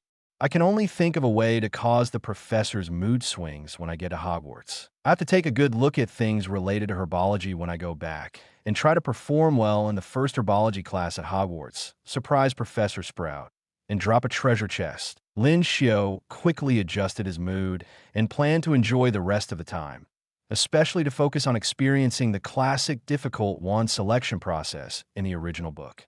Just then, he heard a scream behind him. Looking back, he found a shadow rushing out of the crowd, and Lin Xiu's eyes lit up. Good opportunity. This is in Diagon Alley, and it is during the preschool purchase period for Hogwarts freshmen, so the safety factor on the street must be very high. In this case, if he rushed out to do what was right, it would most likely cause Professor Sprout to have emotional fluctuations and a treasure chest would drop. Worst case, Lin Xiu could be sure that he could guarantee his safety. Professor Sprout was the head of Hufflepuff after all, and his strength was not bad. Although he might leave a reckless impression on Professor Sprout by just rushing out, Lin Xiu felt that it was not a big deal compared to the treasure chest he might get. Done. So, Lin Xiu entered the state in an instant. With the inhuman physique opened from Hagrid's treasure chest, he launched directly, chasing the shadow running out of the crowd, and rushed into an alley. Lin Xiu, two shouts rang out.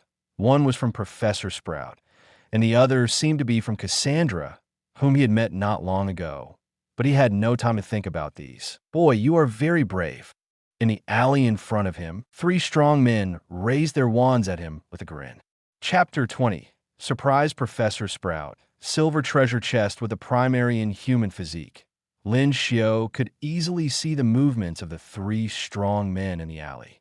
Stupefied. At the same time, the magic wands in the hands of the 3 strong men emitted a strong red light and were about to be fired.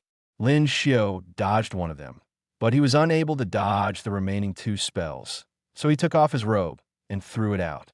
The robe was hit by a red light, and it seemed to lose power and fell straight to the ground. The last coma spell hit Lin Xiu directly, but he only felt like being bitten by a mosquito. The 3 strong wizards were stunned. How could the coma spell not work? Lin Xiu took the opportunity of the 3 people's stunnedness and took 2 steps at a time, knocking one of them over. The other 2 were shocked by Lin Xiu's sudden rise. After seeing his companion fall to the ground, one of them ran out of the alley without looking back. The other one leaned against the wall behind him in fear, chanting spells in a panic and trying to fight back, but he always made mistakes and was shaking like a sieve. Seeing the man who ran to the alley and was about to escape, Lin Xiu snorted coldly. The surging power in his body gave him enough confidence, and an idea flashed through his mind.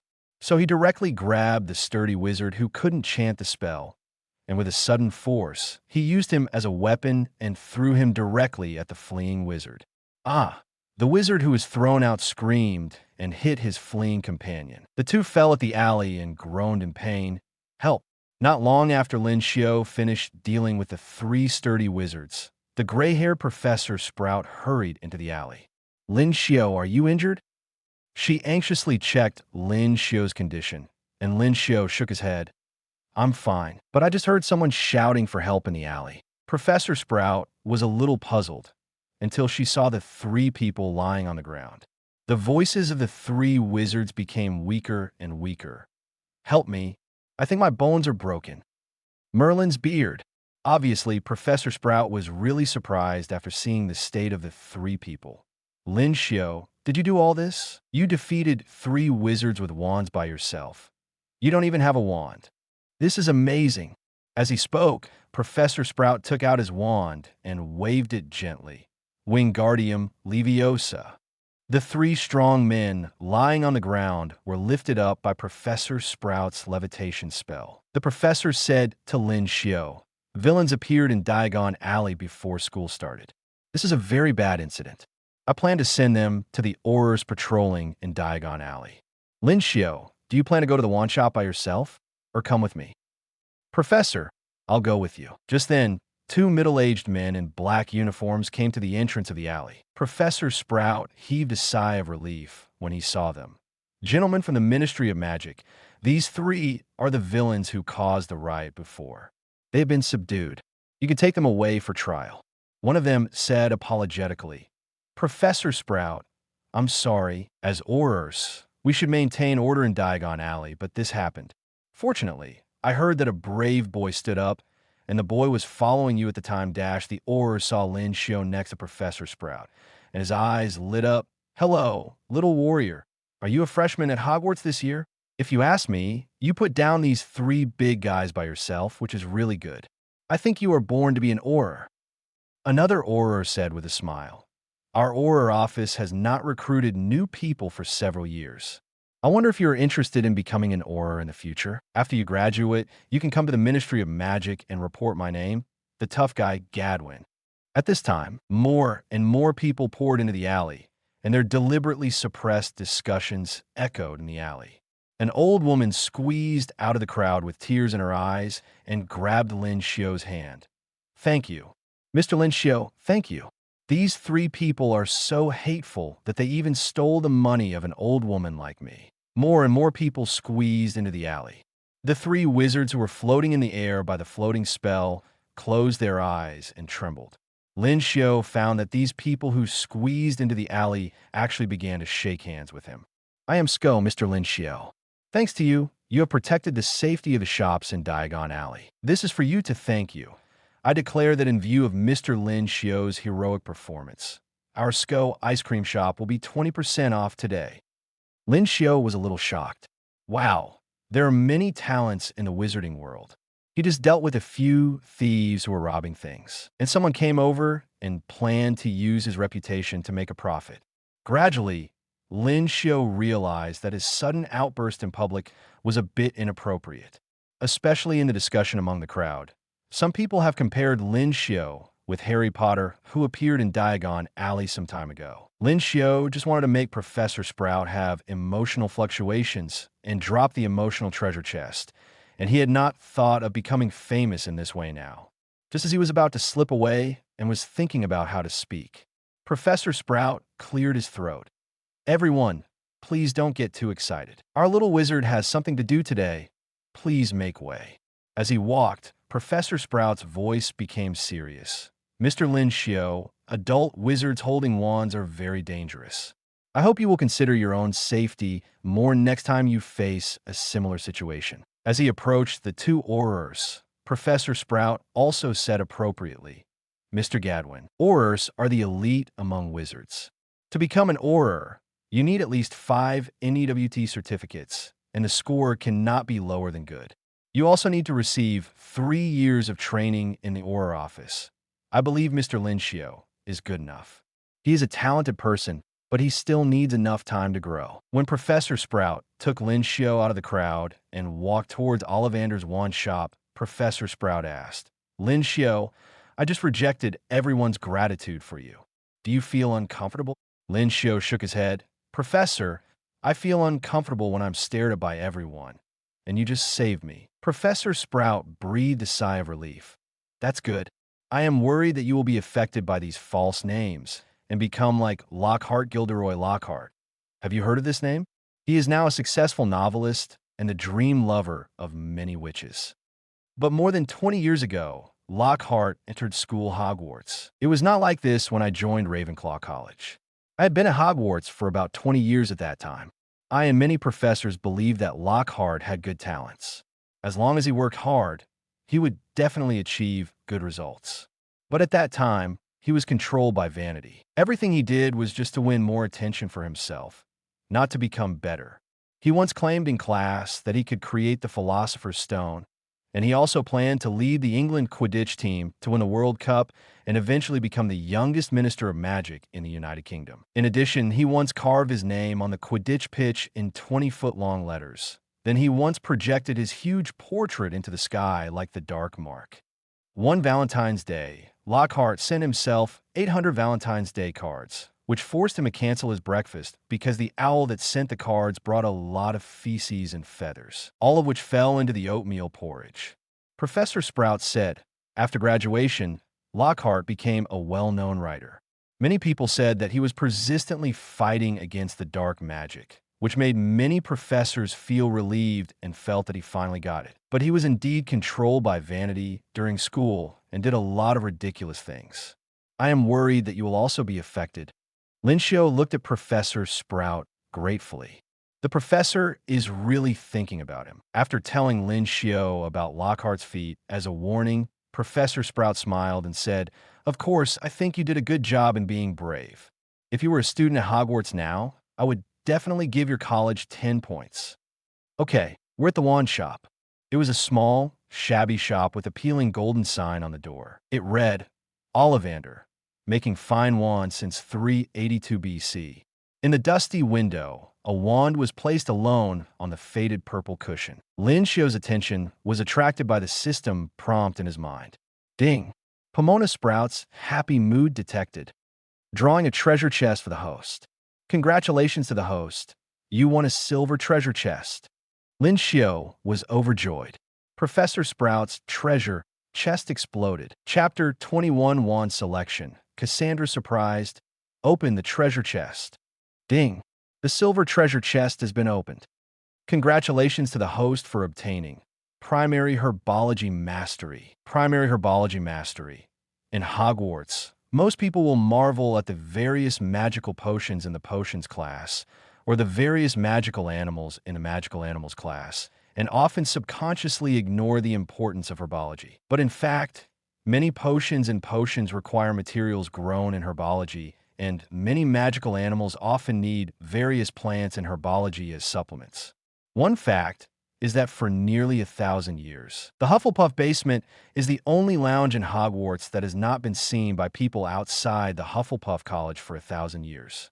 It is the safest of all the college common rooms. Professor Sprout, the current dean of Hufflepuff College, often brings some interesting plants from the greenhouse as decorations for the Hufflepuff common room.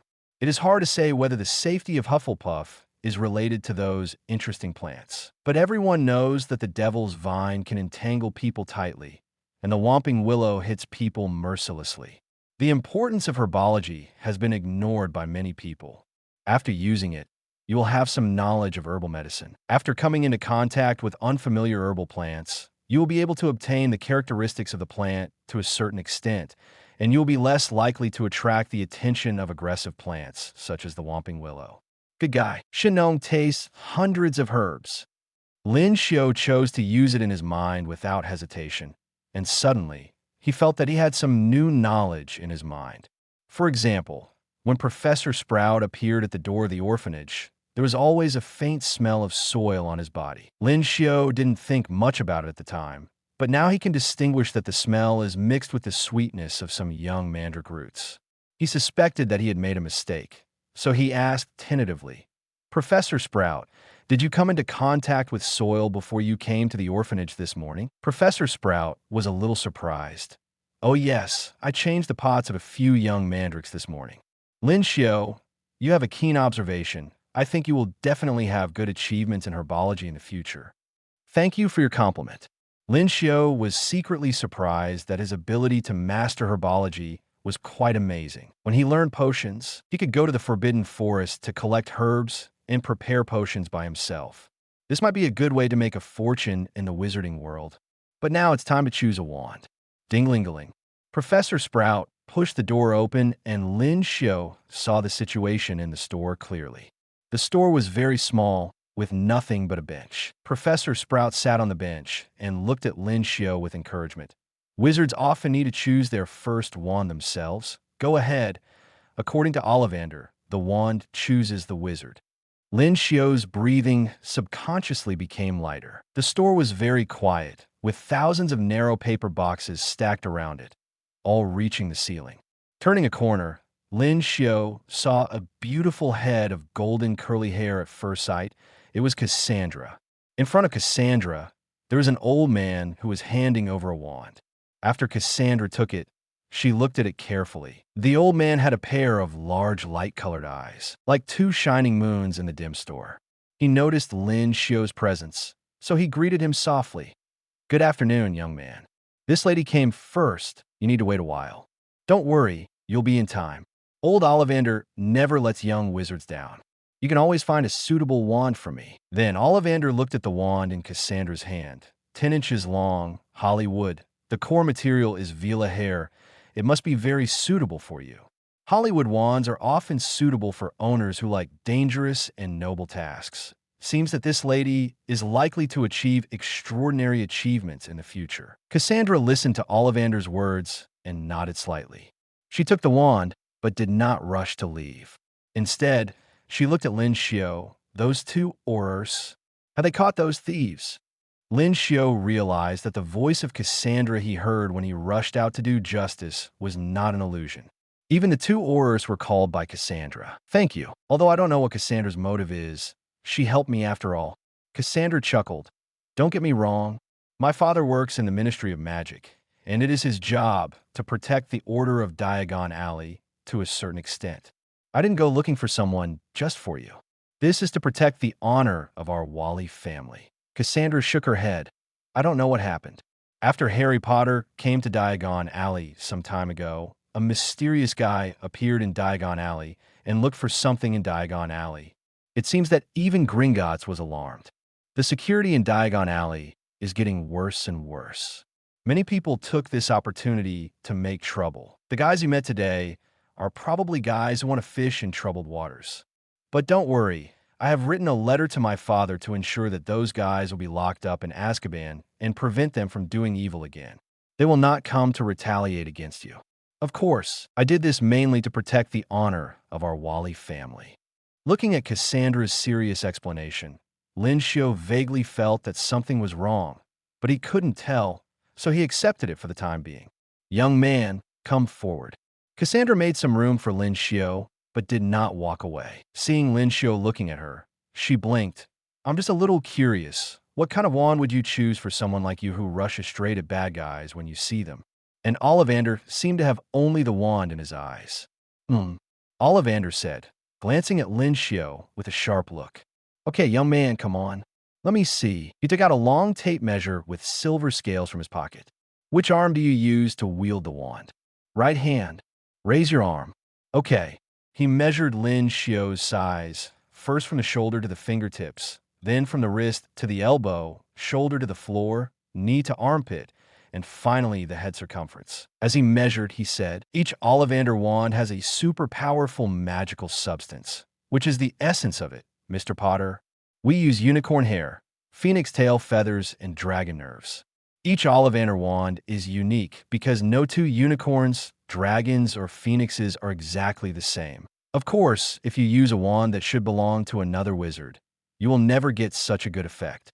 Lin Xiu found that the tape measure was actually operating automatically. When the tape measure fell to the ground, Ollivander handed over a long and narrow box. "Young man, try this one, Hollywood, 10 inches long, with phoenix feathers as the wand core." Lin Xiu waved it gently and felt his fingertips suddenly heat up. He raised the wand above his head and swung it down with a whizzing sound, crossing the dusty air. There was only a red light, and the head of the wand was like fireworks, with golden stars emitting, and the dancing spots of light were cast on the walls. Professor Sprout clapped his hands and cheered, and Mr. Ollivander shouted loudly, "Oh, great, oh, really great. Oh. It's wonderful. It's really wonderful." He put Lin Xiu's wand into the U-box and wrapped it with brown paper and kept saying, "Wonderful. Wonderful. I'm sorry. Lin Xiu said, what do you think is wonderful? Ollivander smiled and said, your wand and that lady's wand are made of the same Hollywood. Chapter 22, Platform 9 and 3/4 Lin Xiu was a little surprised. The wands are made of the same Hollywood. Is there any special meaning in this? Cassandra also cast a curious look. Ollivander looked at the two with pale and colorless eyes. Oh, of course. Wands of different materials will choose different owners. Holly is one of the rarest wand woods, and it often chooses those with spiritual pursuits. Your wands are made of the same tree. It is certain that you two may have similarities in some aspects. Of course, the most important thing, Ollivander smiled, according to the ancient superstition of our wand-making industry, different woods for making wands will cause some wands to become extremely incompatible. After that, he sang in the tone of a bard. His wand is oak, hers is holly. The combination of the two is bound to be unfortunate. If you become good friends in the future, at least you can be sure that you will not go your separate ways easily. Cassandra sneered. I thought you would come up with some brilliant theories, but it turned out to be just some old-fashioned superstitions. She glanced at Lin Xiu and smiled softly. However, your wand is also holly, which at least shows that your vision is similar to mine. See you at Hogwarts. After leaving the wand shop, Professor Sprout took Lin Xiu out of Diagon Alley and operated him back to the Wu orphanage. After saying goodbye to the professor happily, Lin Xiu had dinner and shared his experience in Diagon Alley today with the dean, Mrs. Oakbeth, of course, skipping the part about rushing out to fight against 3 adult wizards. Mrs. Oakbeth listened with great interest and asked Lin Xiu to talk about more details from time to time. She's a squib and has some information about the wizarding world, but not much and not accurate enough. At least she doesn't know what's in Diagon Alley. After all, squibs can't use wands. Therefore, Lin Xiu also tried his best to answer Mrs. Oakbye's doubts. You mean there's a batch of invisible books in Flourish and Blots? Yes, they said that they spent a lot of money to buy the invisible book of invisibility, but they have never found them. It's amazing, right? We can't imagine how troublesome it would be if something invisible appeared in the orphanage and we couldn't find it when we needed it. Tell me about your experience in the wand shop. I'm most interested in this. What do you feel when choosing a wand? Lin Xiu smiled. When I first took over the wand, I felt a little silly. I was also very surprised at the time. I didn't think so when I saw Professor Sprout casting a spell with a wand. Then I took the wand and waved it gently. I felt a heat in my fingertips, and the wand head emitted a red light. The red light flew over, and dust flew around. The wand boxes in the wand shop shook one after another. The whole shop seemed to be blown by a huge typhoon. Yes, yes, Ms. Oakbye murmured to herself, her fingers shaking unconsciously, as if she was waving the wand to cast a spell as she told the story. Finally, after Lin Xiu told his experience in Diagon Alley for the 5th time, the clock rang at 9 o'clock in the evening, and Ms. Oakbye let Lin Xiu leave. Before leaving, Lin Xiu took out the small bag that Ms. Oakbye gave him. There were originally 105 galleons, 10 silver sickles, and 3 nuts in it. He spent almost 60 galleons in Diagon Alley today. Ms. Oakbye, there are still more than 40 galleons left.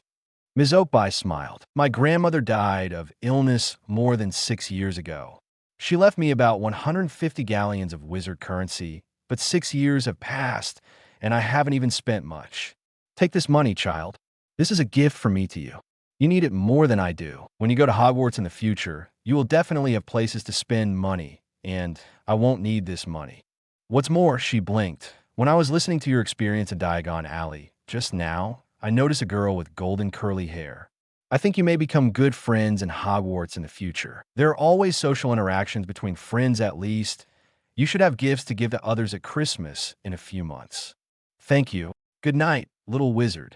Ms. Oakbye hummed and left, and Lin Xiu solemnly put away these galleons.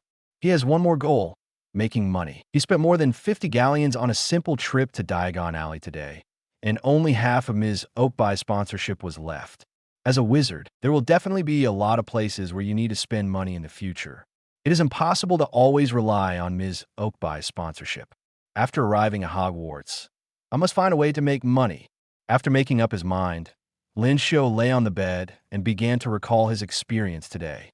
Met Professor Sprout. Leaky cauldron, Diagon Alley. Books, robes, wands. Today, I made the basic preparations to become a little wizard in Diagon Alley. I bought everything I should buy, which is good. In addition, he successfully obtained the emotional treasure chest dropped by Professor Sprout and obtained the primary herbology mastery, which made his future wizard path wider. These are all good things. However, there are also shortcomings. That is the way he obtained this treasure chest. He now feels that it is indeed a bit reckless. Fortunately, the 3 adult wizards he dealt with were just petty thieves, and those 3 wizards did not know the Avada Kedavra curse. Fortunately, he had Hagrid's inhuman constitution, and even after being hit by the coma curse, it was not greatly affected, allowing him to take advantage of the opportunity to subdue the 3 wizards.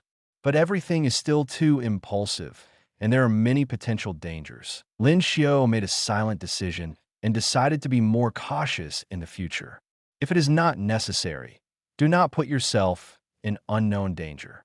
In order to gain some benefits, it is okay to take necessary risks, but you must try to find out all kinds of information and limit the danger within the controllable range. Thinking of this, Lin Xiu couldn't help but sigh. In the final analysis, it's because I'm not strong enough. If I have a more advanced, non-human physique, I can even resist the Avada Kedavra curse. At that time, I don't have to worry so much. Lin Xiu decided that he would still develop more in the future and get more emotional treasure chests from those key figures. It is the right way to make himself stronger first. After sorting out his thoughts, Lin Xiu thought of the little witch with golden curly hair who met in Diagon Alley today. Cassandra. Cassandra did not drop the emotional treasure chest in the 2 encounters that day. Lin Xiu's own judgment is that his relationship with Cassandra is only a stranger who has met a few times, and the other party will not have too much emotional fluctuations because of him. Let's talk about it after we get to know each other better. Now, we just need to wait until Hogwarts starts in September. Before that, we need to get familiar with various things. You can practice the brain block technique, read the herbology book, 1,000 Magical Herbs and Fungi More, and you should also get familiar with magic potions and potion to see if you can get the emotional treasure chest from Professor Snape. All kinds of thoughts were in his mind, so he got up from the bed again and carefully counted the things he bought in Diagon Alley today. After receiving the admission letter from Hogwarts, Ms. Oakbeth arranged for him to live in a separate room, which was smaller but could guarantee privacy. Therefore, he counted the things with the door closed, and he didn't have to worry about being discovered by other children. Robes, telescopes, books, everything is complete and packed well, very good. After Lin Xiu counted these things, he felt a little more relaxed and finally felt sleepy and fell asleep. That night, in the Volley family mansion, Cassandra was sitting at the desk in her room, reading a thick wand learning guide. She turned to the page about holly as a wand material.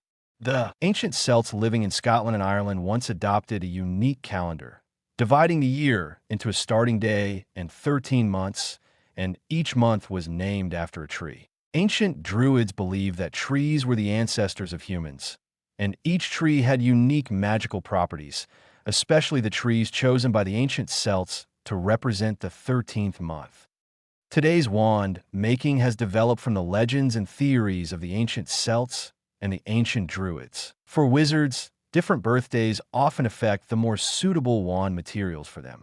If you're interested in working in the wand-related industry or want to choose a suitable wand for yourself, you may refer to the following standards. 12/23 as the beginning of the year does not correspond to any tree.